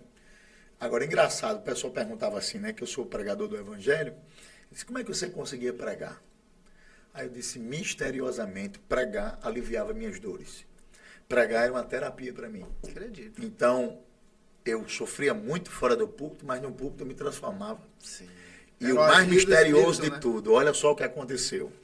Você falou sobre o versículo, né? Preciosa é a vista do Senhor, a morte dos seus santos. Sim. Na pandemia, né? que é um dos sinais dos fins dos tempos, né? Pestes, Deus me deu essa mensagem para pregar justamente para pessoas que estavam em luto. E eu prego justamente sobre isso, porque é precioso. Eu faço a comparação, né, do luto humano, só que Deus não sente luto. Sim. Ele está sentindo alegria. Exato. Aí eu disse, por que é precioso para o Senhor? Aí, resumindo a mensagem, primeiro, porque aquele que morreu em Cristo completou a sua carreira e está sendo recompensado lá em cima nos céus. Paulo disse, já estou sendo posto por expiação de sacrifício, o tempo da minha partida está próximo. Combati o bom combate, acabei a carreira e guardei a fé. Desde agora a coroa da justiça está preparada para mim, mas não somente para mim, para todos que amarem a sua vinda. Então, quem chega lá em cima está recebendo coroa da justiça, vestes brancas, como diz no Apocalipse, uma pedra branca com o seu nome novo escrito, vai receber o direito de ter acesso à árvore da vida e de se assentar no trono, assim como Cristo venceu e se assentou no trono com seu Pai. Então, é precioso porque os santos completaram a sua carreira e estão sendo recompensados. É preciosa a morte do Senhor, a morte dos seus santos ao Senhor, porque ela inicia uma nova etapa. A morte não é o fim. Sim, é só a virada da página. É o que eu enxergo, pelo menos baseado na Bíblia, é isso. Entendeu? E lá em cima, gente, não tem crise de ansiedade, não tem síndrome do pântano, não tem choro, não tem lágrima, não tem nada. Deus enxugará dos olhos toda a lágrima. E a gente lendo leva a crer que a verdadeira vida nem é essa, é lá. Porque aqui tu morre, É lá lógico. não. Aqui é o sopro, meu irmão. Sim. Aqui é um sopro. Por mais que você compare uma pessoa que viveu 800 anos com a eternidade, não é nada se comparada com a eternidade. Sim. Então, o mais importante não é o aqui e o agora. A eternidade é mais importante. Entendi. Onde é que você vai passar a sua eternidade? Entendi. A Bíblia mostra, você é um ser eterno. A sua alma, né? Você vai receber um corpo glorificado ou não. Sim, faz Será sentido. tormentos ou alegria. Isso aí depende do Eu já vi seu... algumas pessoas falando do inferno e aí falam assim, ah, não, porque é total escuridão, porque é a ausência do Senhor, o sofrimento é só porque é a ausência total do Senhor. Pera aí, mas não é isso que a Bíblia fala, não. Eu costumo me basear na Bíblia, tá? Independente do que as pessoas falam. Também é, sim, a ausência do Senhor, porque lá diz que tu não clamará e ninguém vai lhe ouvir. Então é a ausência do Senhor. Porém, lá fala que é lugar de sofrimento e ranger de dentes. Então, não é só a falta de Deus lá. Nada, a falta de Deus você está vivendo agora, filho. Quem está longe de Deus está vivendo longe de Deus agora, está sentindo a ausência de Deus agora. Lá, além dessa ausência de Deus, o problema do inferno, sabe qual é, meu irmão? São alguns. O primeiro deles é que o cara está consciente, meu irmão. O cara está consciente porque lá está. Lucas capítulo 16. Lá o rico e o Lázaro, né? Lázaro lá no seio de Abraão, e ele dizendo assim, deixa eu sair daqui para eu comunicar aos meus irmãos o que está acontecendo aqui. Ou seja, ele está consciente. Ele sabe que tinha 5 irmãos. E como é de ranger de dente, lugar de sofrimento e ranger de dente, você sente dor física. Porque o ranger de dente, você sente muita dor. Isso. Você não grita, você range os dentes. Isso, então a dor é física. É física. Isso me leva a crer que a dor é física. É a dor na sua alma, irmão. É a dor que mexe com você. Tá, e o pior, mano, que é pra sempre. É o pior de tudo. O inferno é pra sempre, ou vai chegar uma hora que ele vai jogar o inferno do lado do fogo do jeito que ele faz? É isso aí. O inferno é o princípio das dores. Hebreus 9, 27. Ao homem está ordenado morrer uma só vez. Depois disso segue seu juízo. O primeiro juízo de Deus morreu sem Cristo. Inferno, Hades. Palavra grega traduzida para o inferno, traduzida para o português é inferno. Ele começa a sofrer lá, mas lá não é o final. Porque o próprio inferno, esse lugar de condenação, será lançado no lago de fogo. Sim. E aí Daniel 12, 2. Muitos que dormem no pó ressuscitarão, uns para vergonha e desprezo eterno, e outros para a vida eterna. Quem ressuscita para a vida eterna? Vamos lá. Morreu, segue seu juízo. Sem Cristo, o Hades. Com Cristo, paraíso. Esperar o dia da ressurreição. Peraí, vamos por partes, só para eu entender aqui. Vamos lá. Vamos lá. Hades lá em Jerusalém era onde os corpos eram jogados na época de Jesus. Sim, né? o Hades físico, né? Mas é isso que eu quero entender. Esse Hades citado nessa passagem bíblica, morreu e espera o julgamento, ou morreu, é julgado e segue para onde tem que ir?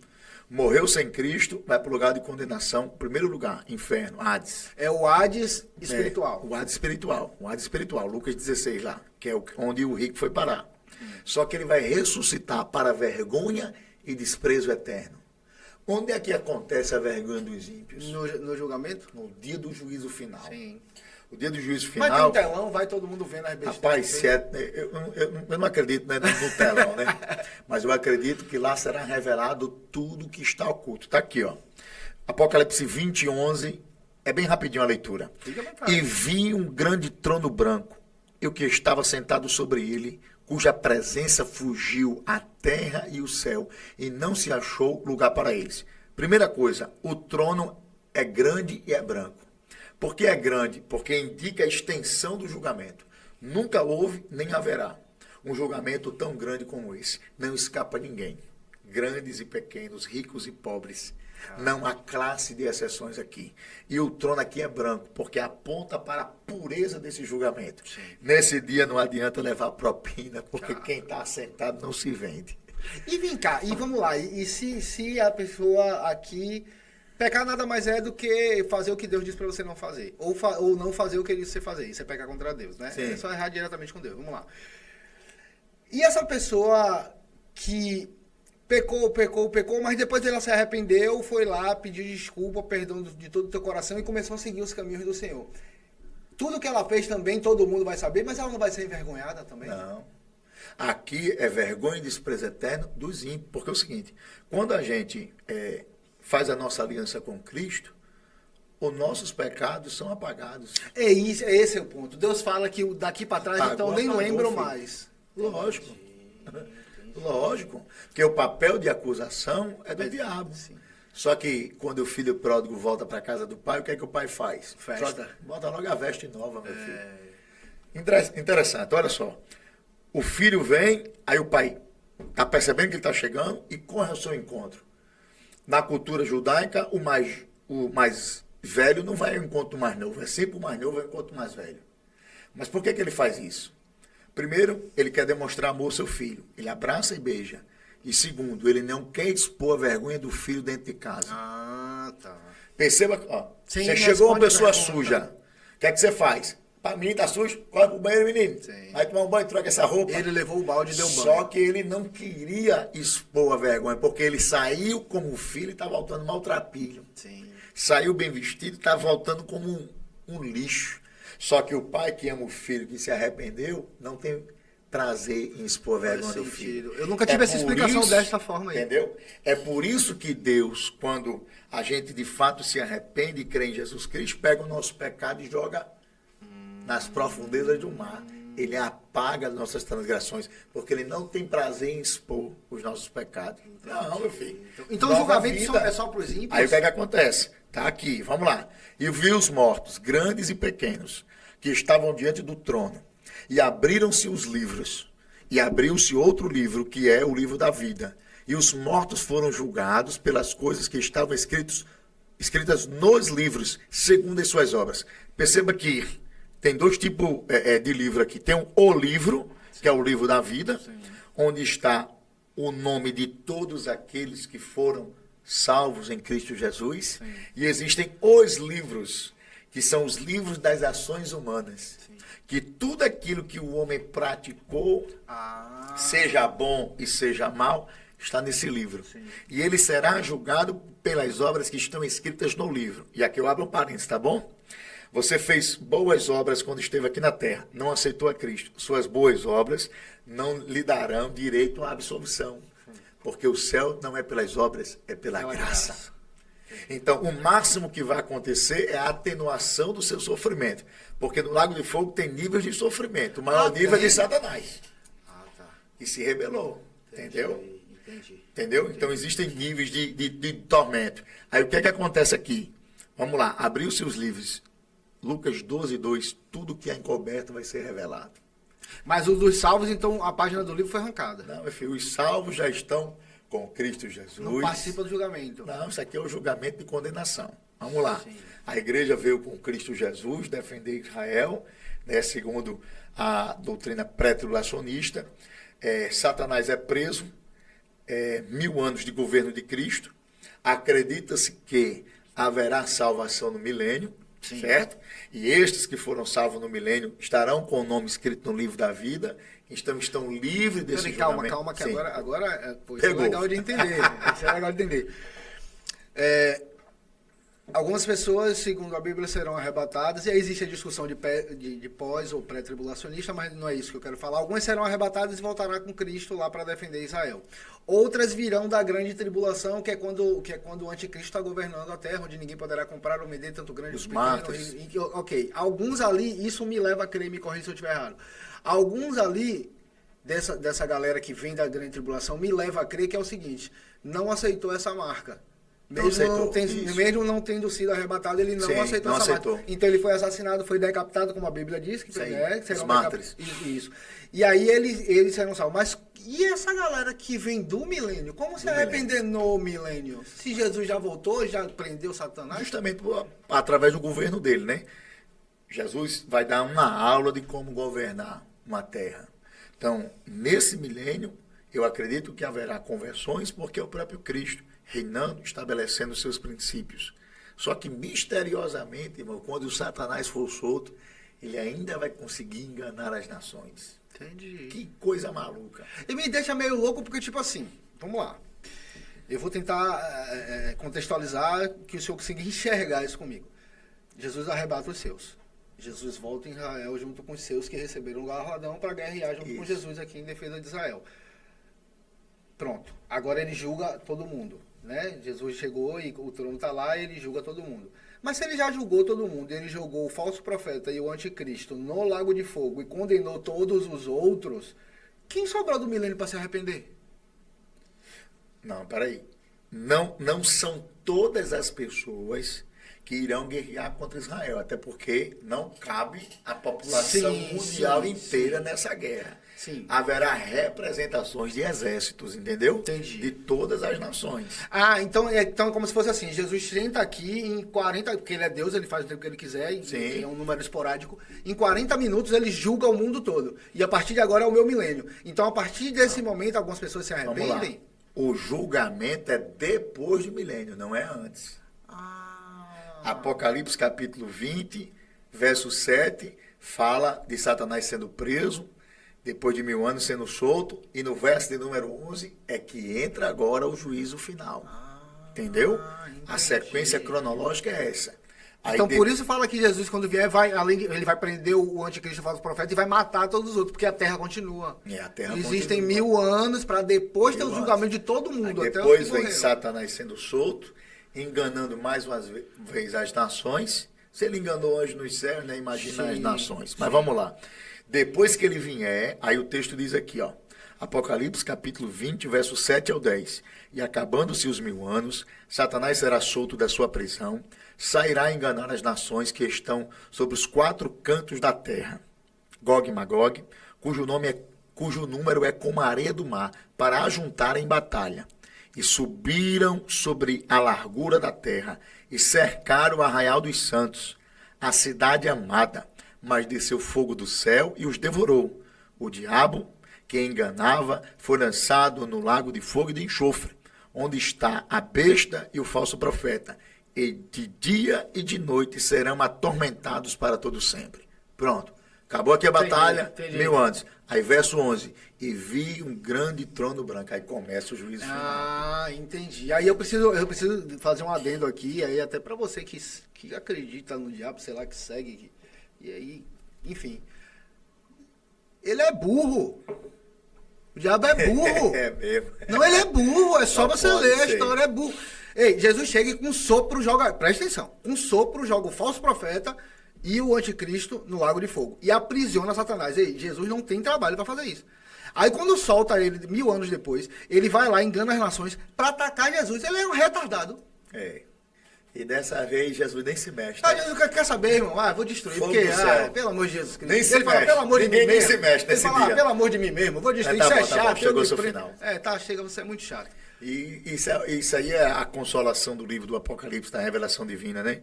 Tudo acabará bem. Sim. A gente lê a última passagem, a última página do Apocalipse, que é o fechamento do cânon sagrado, e a gente vê, apesar de todas as dificuldades, de todas as lutas, de todas as pressões, de tudo que está acontecendo, a nossa esperança é que tudo acabará bem. Sim. Porque depois do juízo, vem o novo céu e a nova terra. Fala, novo céu e nova terra, e o mar não existirá mais, é isso que fala? Não, tudo já foi desfeito, né? Pedro diz que a natureza hoje geme e ela vai se desfazer em fogo.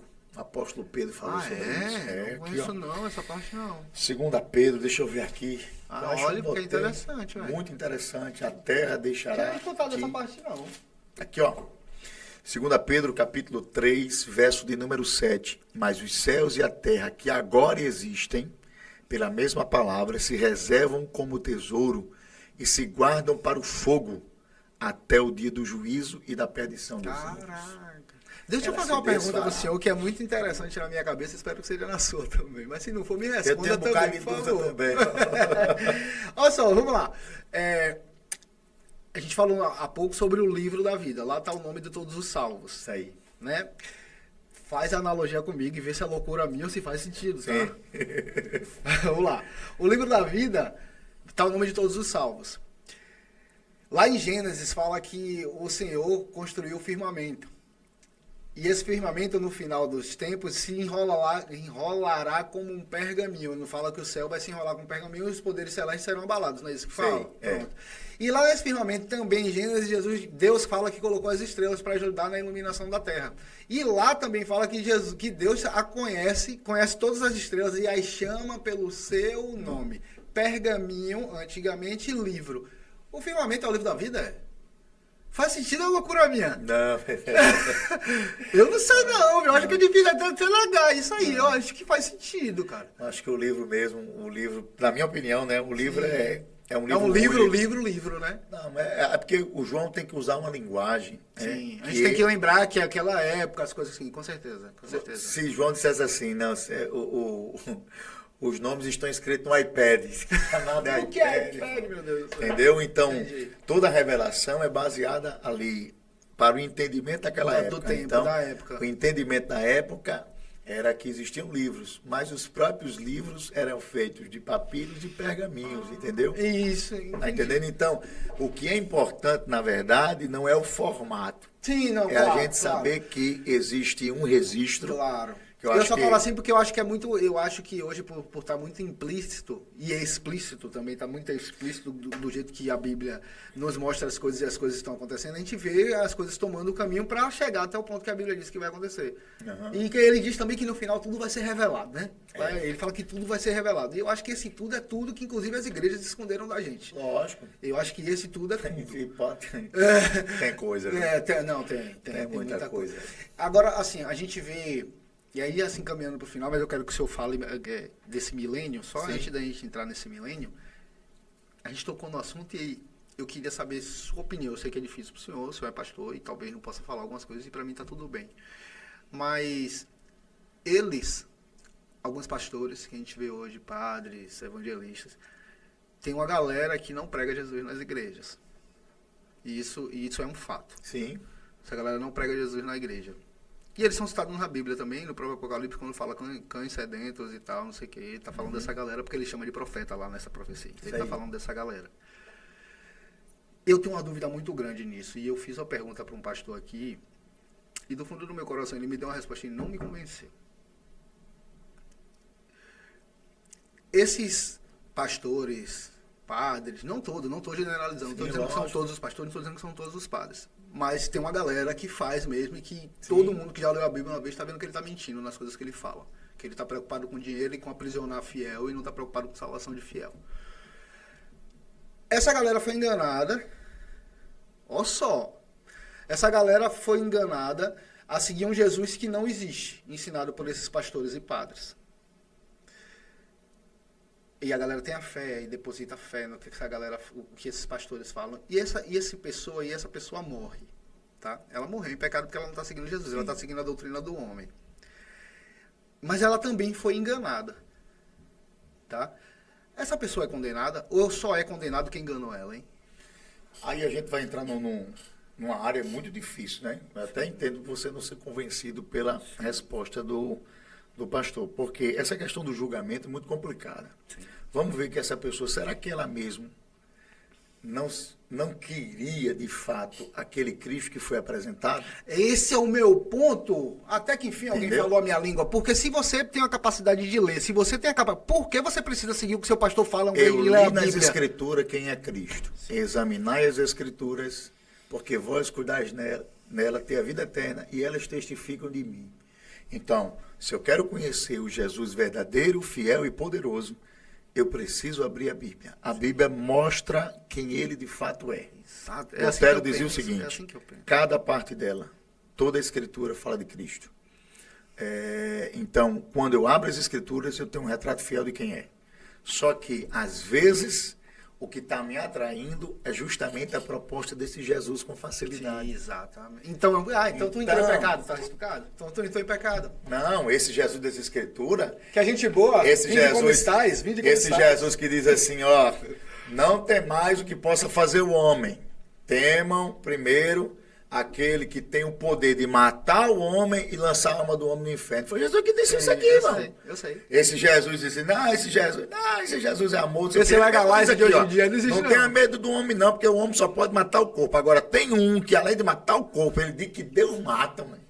A ideia, né, desse Deus assim, romantizada, não existe não, irmão. Sim, Entendeu? sim, E é às verdade, vezes é verdade. eu quero ser enganado por esse Jesus aí. Faz sentido. Sabe por quê? Porque eu quero permanecer do jeito que eu estou. Mas e a galera lá da época da Igreja Católica que não tinha acesso à Bíblia? Esse povo vai pro inferno? Meu irmão, tem que... Aí só Deus eu acho. capaz de julgar uma pessoa como Isso faz parte daquilo de Porque que a não cabe o homem salvação, entender, né? É porque a salvação não depende da denominação. Sim, Entendeu? claro. Porque é o seguinte, repara só, o cara não tinha o acesso à revelação plena e completa, era um analfabeto. Sim. Certo? Que culpa ele Mas tem? o cara tinha um temor no coração. Disse, rapaz, eu Exato. temo a esse Cristo que morreu na cruz por mim.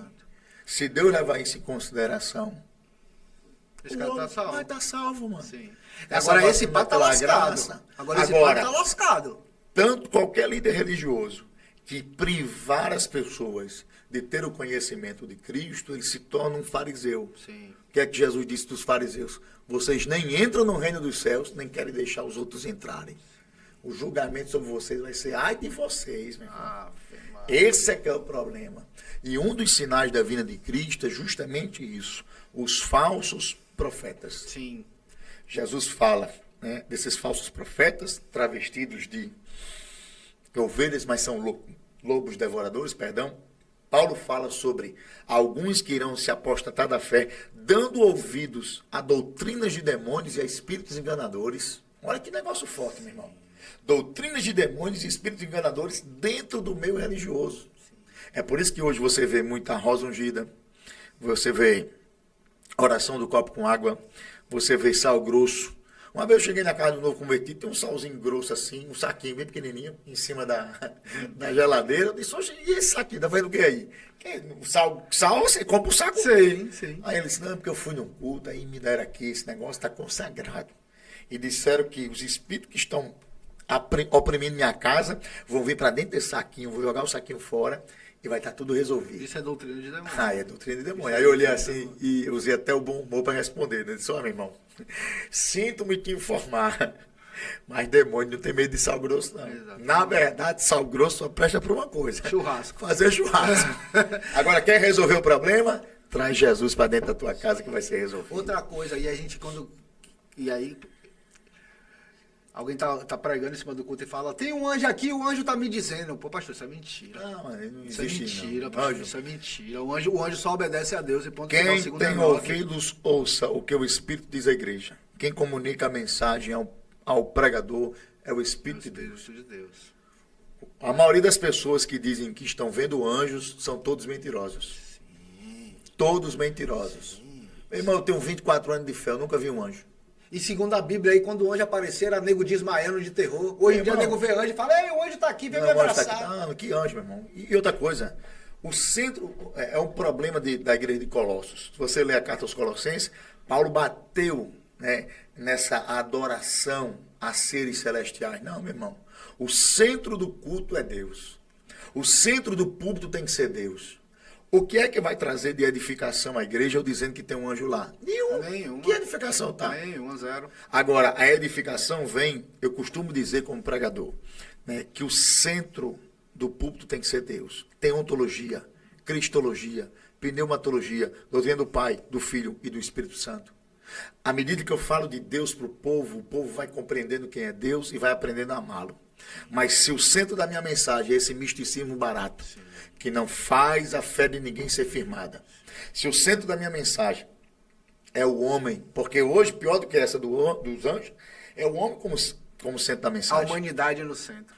Entendeu? É fazer de uma pregação do evangelho um treinamento de coach. Não tenho nada contra o coach, mas o seu papel é treinar pessoas para serem bem-sucedidas na terra. O papel do pregador é pregar a palavra de Deus para que Deus transforme pessoas para levar para o céu. Então eu não posso confundir as coisas. Lá no púlpito eu tenho que dizer o que de fato eu sou e quem de fato Deus Baseado em quê? Exato. nas escrituras Exatamente. sagradas. Não é o que eu penso, não é o que eu acho, não é invenção da minha cabeça, não, irmão, é o que está escrito. Eu fui numa igreja, pastor, no ano passado, ano atrasado. Eu já contei essa história, não lembro se eu contei aqui, mas eu fui na igreja e quando veio um rapaz de fora para pregar, e aí no meio da pregação ele começou a falar em línguas que eu também não entendo muito, apesar de saber que é bíblico, mas fala em português, fala em língua, fala em português, fala em língua, não Sim. entende nem eu, nem o anjo. Nenhum dos dois entende. Mas enfim, no meio da pregação ele falou, eu tô vendo anjos aqui, e Deus me tirou, que ele estava em outra cidade, e ele foi lá pregar. E Deus provavelmente me tirou de onde eu estava e eu vim aqui lhe trazer a sua bênção. Isso é papel de anjo. Isso não é papel do pastor, não. Ele está se colocando num lugar que não é dele. É porque às vezes é o seguinte, olha, eu sou pregador.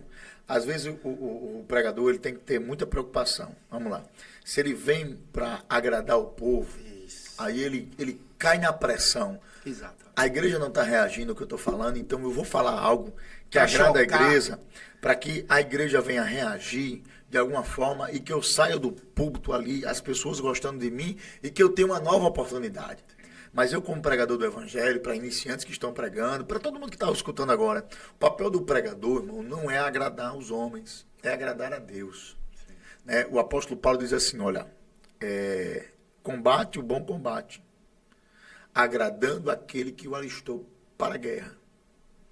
O bom soldado, ele combate o bom combate, preocupado em agradar aquele que o alistou para a guerra. Então, quando eu subo no púlpito, veja só, olha como é complicado pregar. Você sobe no púlpito, tem 500 pessoas no ambiente, cada um com a sua necessidade específica. Cada um criando as suas expectativas. Sim. Tem como eu falar sobre todas as expectativas? Não tem, mano. Absolutamente. Então eu tenho que falar aquilo que o Espírito de Deus me direcionou para aquele momento, porque somente o Espírito de Deus sabe qual é a mensagem necessária para aquele momento. Por isso que pregação não é palestra.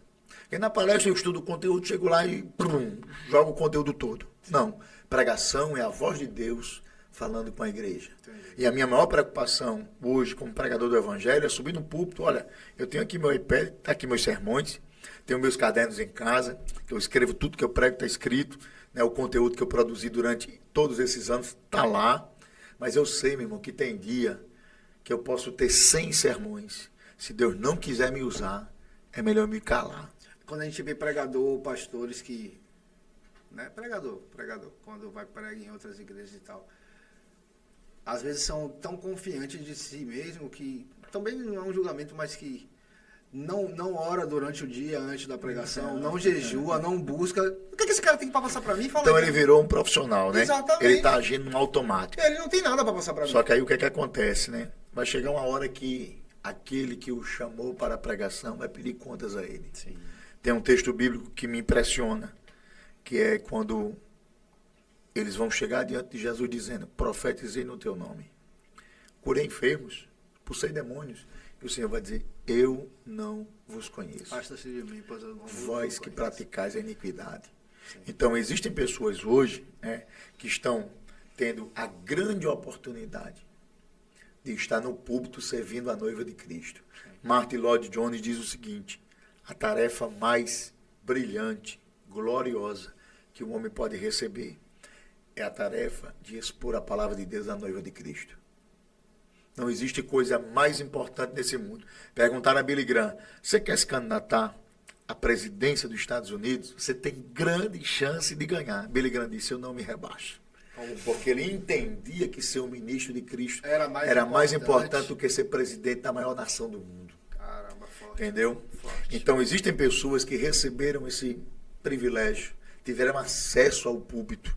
E em vez de honrarem a Cristo como de fato Cristo merece ser honrado, fizeram tudo errado. E quem é muito é dado, muito é cobrado, Muito é cobrado. A Quanto maior o medida poder, maior do a responsabilidade. investimento, Homem-Aranha, já disse ué. Homem-Aranha, né? Exatamente. Está baseado na Bíblia, né? Exatamente. Esse provérbiozinho. Então, tem gente, irmão, que vai ser cobrado por Deus. Sim. Aí surge a dúvida, né? Porque pode ser a dúvida de muita gente agora. Mas eu sinto que tem algo de Deus ali vindo para a minha vida. Eu sei que aquele cara, um safado, sem vergonha, mas quando ele falou, eu senti que alguma coisa era de Deus para a minha vida. Eu me lembro agora do pastor Zé Carlos sendo questionado sobre isso. O pastor Zé Carlos é meu pastor, encanador de profissão, e perguntaram a ele, mas por que que quando fulano fala, a gente sente a presença de Deus, sabendo que ele é quem é? Aí o pastor Zé Carlos disse assim, é porque a palavra de Deus é tão pura, que passa dentro de um cano sujo e não se contamina. Ou seja, o que está sendo produzido no seu coração é aquilo que vem da palavra. Do Espírito. Mas um dia, Deus vai chamar esse canal e ele vai prestar contas a Deus. E agora, assim, voltando e aí encaminhando para o que eu quero chegar, para que a gente finalize essa conversa, assim, essa mesma Bíblia diz que o Espírito Santo de Deus vai ser retirado da terra, tá próximo? Rapaz, isso aí é outra polêmica, tá? Vamos lá. O anticristo vai se manifestar. Sim. Não se manifestou ainda, Não. porque aquele que o detém Ainda não foi retirado. não foi retirado. Mas qual é a ideia aí de ser retirado? É tirado da terra? Porque se ele é tirado da terra, não tem condições de ter salvação na grande tribulação. Porque Faz só sentido, quem eu não tinha pensado nisso. Só Faz quem sentido. convence do pecado, da É o justiça e do Espírito juízo de é o Espírito Deus. Santo. Exatamente. Então ele não pode ser retirado da terra. Na minha opinião, isso é uma interpretação minha, Sim. a questão de ser retirado é o seguinte, o anticristo está vindo, o Espírito Santo está aqui, impedindo a sua passagem. É um caminho. Sim. Ele vai ser retirado Do caminho. Entendi. para que dê acesso ao anticristo. Entendi. Mas não retirado da Da terra. terra. Ele é retirado do caminho para que o anticristo cumpra o seu propósito de reinado durante alguns anos aqui na terra, só que o Espírito Santo continua atuando. Porque, vamos ser sinceros, ser crente hoje, sem a manifestação do anticristo. Já está difícil, imagina Já se tá tirar difícil. o Com a Espírito ajuda Santo. do Espírito Santo, como é que o cara vai dizer não à marca da besta sem auxílio do Espírito? Exatamente. Irmão, se brincar, a gente nem ora sem auxílio do Espírito. Exatamente. Quanto mais rejeitar a marca da besta. Então, na minha concepção, o Espírito não é retirado da terra. Ele sai do caminho, porque ele está no caminho impedindo o trajeto. Entendi. Ele sai, o Espírito do anticristo. O anticristo se revela, mas ele continua convencendo pessoas. Entendi. Através Mesmo na última semana de Daniel, ele ainda está trabalhando. Isso é a minha concepção. Não, claro, entendeu? e é legal, eu gosto E até eu dentro da minha opinião denominação existem pessoas que pensam Pensam diferente, diferente, sim. que acham que ele vai ser retirado. Na Sim. minha opinião, não, porque Entendi. senão não tem salvação na grande tribulação. Não faz sentido, eu nunca Não tinha faz pensado por sentido. esse ângulo. Não, Não faz faz sentido, sentido. realmente. Se não tem alguém para lhe convencer de que você está errado, como você vai ser salvo? Como é que você vai ser salvo? Como é que Sim. você vai dizer, não, a marca da besta, uma Faz pressão sentido. maior do mundo? E agora, para me caminhar para o final, me fala sobre esse milênio, porque a gente conversou ali antes e eu falei que na minha cabeça não fazia muito sentido. Aí te perguntei, mas toda denominação acredita nesse milênio, algumas não, acreditam na volta e tal. Me explica um pouquinho desse milênio de Jesus governando a Terra, por favor. Vamos lá. Como o livro do Apocalipse tem uma interpretação também simbólica, então existem irmãos, né, que pensam de forma diferente. E aqui eu abro um parênteses para dizer o seguinte, tá? Dentro dessa área chamada escatologia, existem coisas secundárias e primárias. Nas primárias a gente não discorda. O que é primário dentro da escatologia? Toda a linha de pensamento escatológico acredita que Jesus vai voltar. É uma das doutrinas mais bem fundamentadas da Bíblia Sagrada. São 4 pilares. Primeiro, as palavras de Jesus. As palavras de Jesus não se turbe o vosso coração, credes em Deus, crede também em mim, na casa do meu pai há muitas moradas, se não fosse assim, eu vos teria dito, vou preparar lugar. Mas quando eu for, eu virei outra vez. Então Jesus está dizendo, eu volto para buscar a minha igreja. Apocalipse 3:11 diz assim, eis que venho sem demora, guarda o que tens para que ninguém tome a tua coroa. Vamos lá, as palavras dos anjos. Os anjos dizem que Jesus vai voltar. Atos capítulo 1, depois que Jesus, verso de número 9, depois que Jesus subiu aos céus, Uma nuvem o ocultou, seus discípulos ficaram olhando para cima, anjos de Deus desceram e disseram: varões galileus, porque estáis olhando para cima? Este mesmo Jesus que foi recebido em cima dos céus, há de vir outra vez, como para os céus o vistes ir. Então Jesus fala, os anjos falam. O Espírito e a noiva, o Espírito da igreja também testificam que Jesus vai voltar. Apocalipse 22 e 17. O Espírito e a noiva dizem: vem. Quem ouve, diga vem. E quem tem sede, beba de graça da água da vida. Terceiro pilar da volta de Cristo. Quarto pilar, aqueles que andaram com Cristo. O apóstolo Paulo, 1 Tessalonicenses 4,16, o apóstolo João, 1 João 5,20, e já sabemos que o Filho de Deus é vindo e nos deu entendimento para estar no que é verdadeiro, e que no que é verdadeiro nós estamos, isto é, Jesus Cristo, verdadeiro Deus e a vida eterna. Tiago 5,8. Meus amados irmãos, sede depois pacientes e fortalecei o vosso coração, porque a vinda do Senhor está próxima. 2 Pedro capítulo 3, verso 3. Vou só estar aqui só citando aqui, você entender que a doutrina é bem fundamentada. Muitos dirão naquele dia, né? Desde que os meus pais morreram, tudo permanece como no princípio. Mas Pedro diz o seguinte: olha, não ignore isso. Um dia para o Senhor é como 1000 anos, e 1000 anos é como um dia. O Senhor não retarda a sua promessa, ainda que muitos a tenham por tardia. Mas ele é longânimo para convosco, não querendo que ninguém se perca, mas que todos cheguem ao arrependimento. Mas o dia do Senhor virá como um ladrão. E eu gosto dessa figura do ladrão, porque a figura do ladrão é universal. Sim. Todas as culturas vão entender o que Pedro está escrevendo ali. Sim. E uma das características do ladrão, né, é chegar quando você menos sem aviso prévio. O ladrão não avisa, irmão. Então ele chega. Essa humanidade vai ser pega de surpresa. Então, existem esses 4 pilares que fundamentam a doutrina da volta de Cristo. Isso aí é primário. Onde é que é secundário o negócio? Aí entra as teologias. Jesus vem antes da tribulação, no meio da tribulação, depois da tribulação. Antes da tribulação, conhecidos como pré-tribulacionistas. Midi-tribulacionistas, aqueles que acreditam que Jesus vai arrebatar a igreja no meio da tribulação.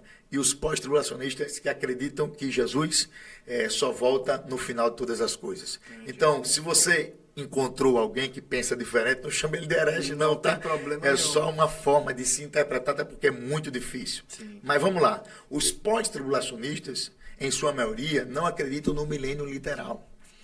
Então, para eles, o milênio começa com o brado de Cristo na cruz. Na cruz, Satanás foi preso e já começou o milênio espiritual. O reino de Deus já está entre nós. Qual é o meu problema com essa teoria? É que eu não consigo entender que Satanás está preso, acontecendo tudo o que está acontecendo no mundo. A ideia que eu tenho... Sim, pode falar. Rapidinho, só rapidinho. Milênio, 1000 anos. 1000 anos. Jesus crucificado 2023 anos depois. Então, segundo essa galera do pós-tribulacionismo, foram 1000 é só um anos... símbolo. Isso. O 1000 é só um símbolo para eles. Sim. Entendeu? Porque senão tem 1023 anos que Satanás está solto aí botando para lenhar, né? Porque já passou o milênio. Já passou aí. Segundo eles. Isso aí. Só que para eles, nessa interpretação, agora Jesus volta e vai só destruir. Um número. Entendi. Só que aí tem um problema, irmão. Satanás está preso aonde? Nunca esteve. Eu vejo pessoas falando assim, Diego, e já falando para mim, mas Satanás está preso. Eu falo, oi? Satanás está no inferno. Eu falo, oi? Não. Se brincar, inferno, Satanás está entrando nas igrejas, mano. O inferno é um lugar que foi criado para Satanás ser jogado lá, mas ele não está lá, não. Na reunião do céu... Ele está nas potestades do ar, como Paulo bem pontuou. E olha que Paulo é posterior a Jesus. Sim. Ele diz, dominadores desse mundo tenebroso, hostes espirituais da maldade, que habitam nas regiões celestiais. Onde é que ele está preso, irmão? Está mais solto do que... Exatamente. Entendeu? Até o dia, por isso que eu não acredito nesse milênio espiritual. Entendi. Acredito no milênio literal. Entendi. Entendeu? Eu acho que essa conversa foi bem esclarecedora, Diego. Eu quero muito te agradecer. Porque é isso, mano. Eu que agradeço aí. Muito bacana. Prazer conhecê-los, viu? Bom demais estar com vocês. Camaleão, né? Pequeno camaleão. Só tem uma queixa, viu? Troca esse boneco aí, irmão, que isso aí dá uma zica, modo.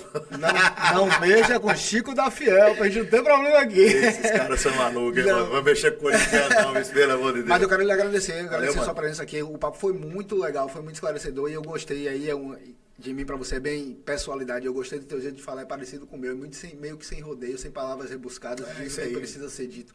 E muito legal.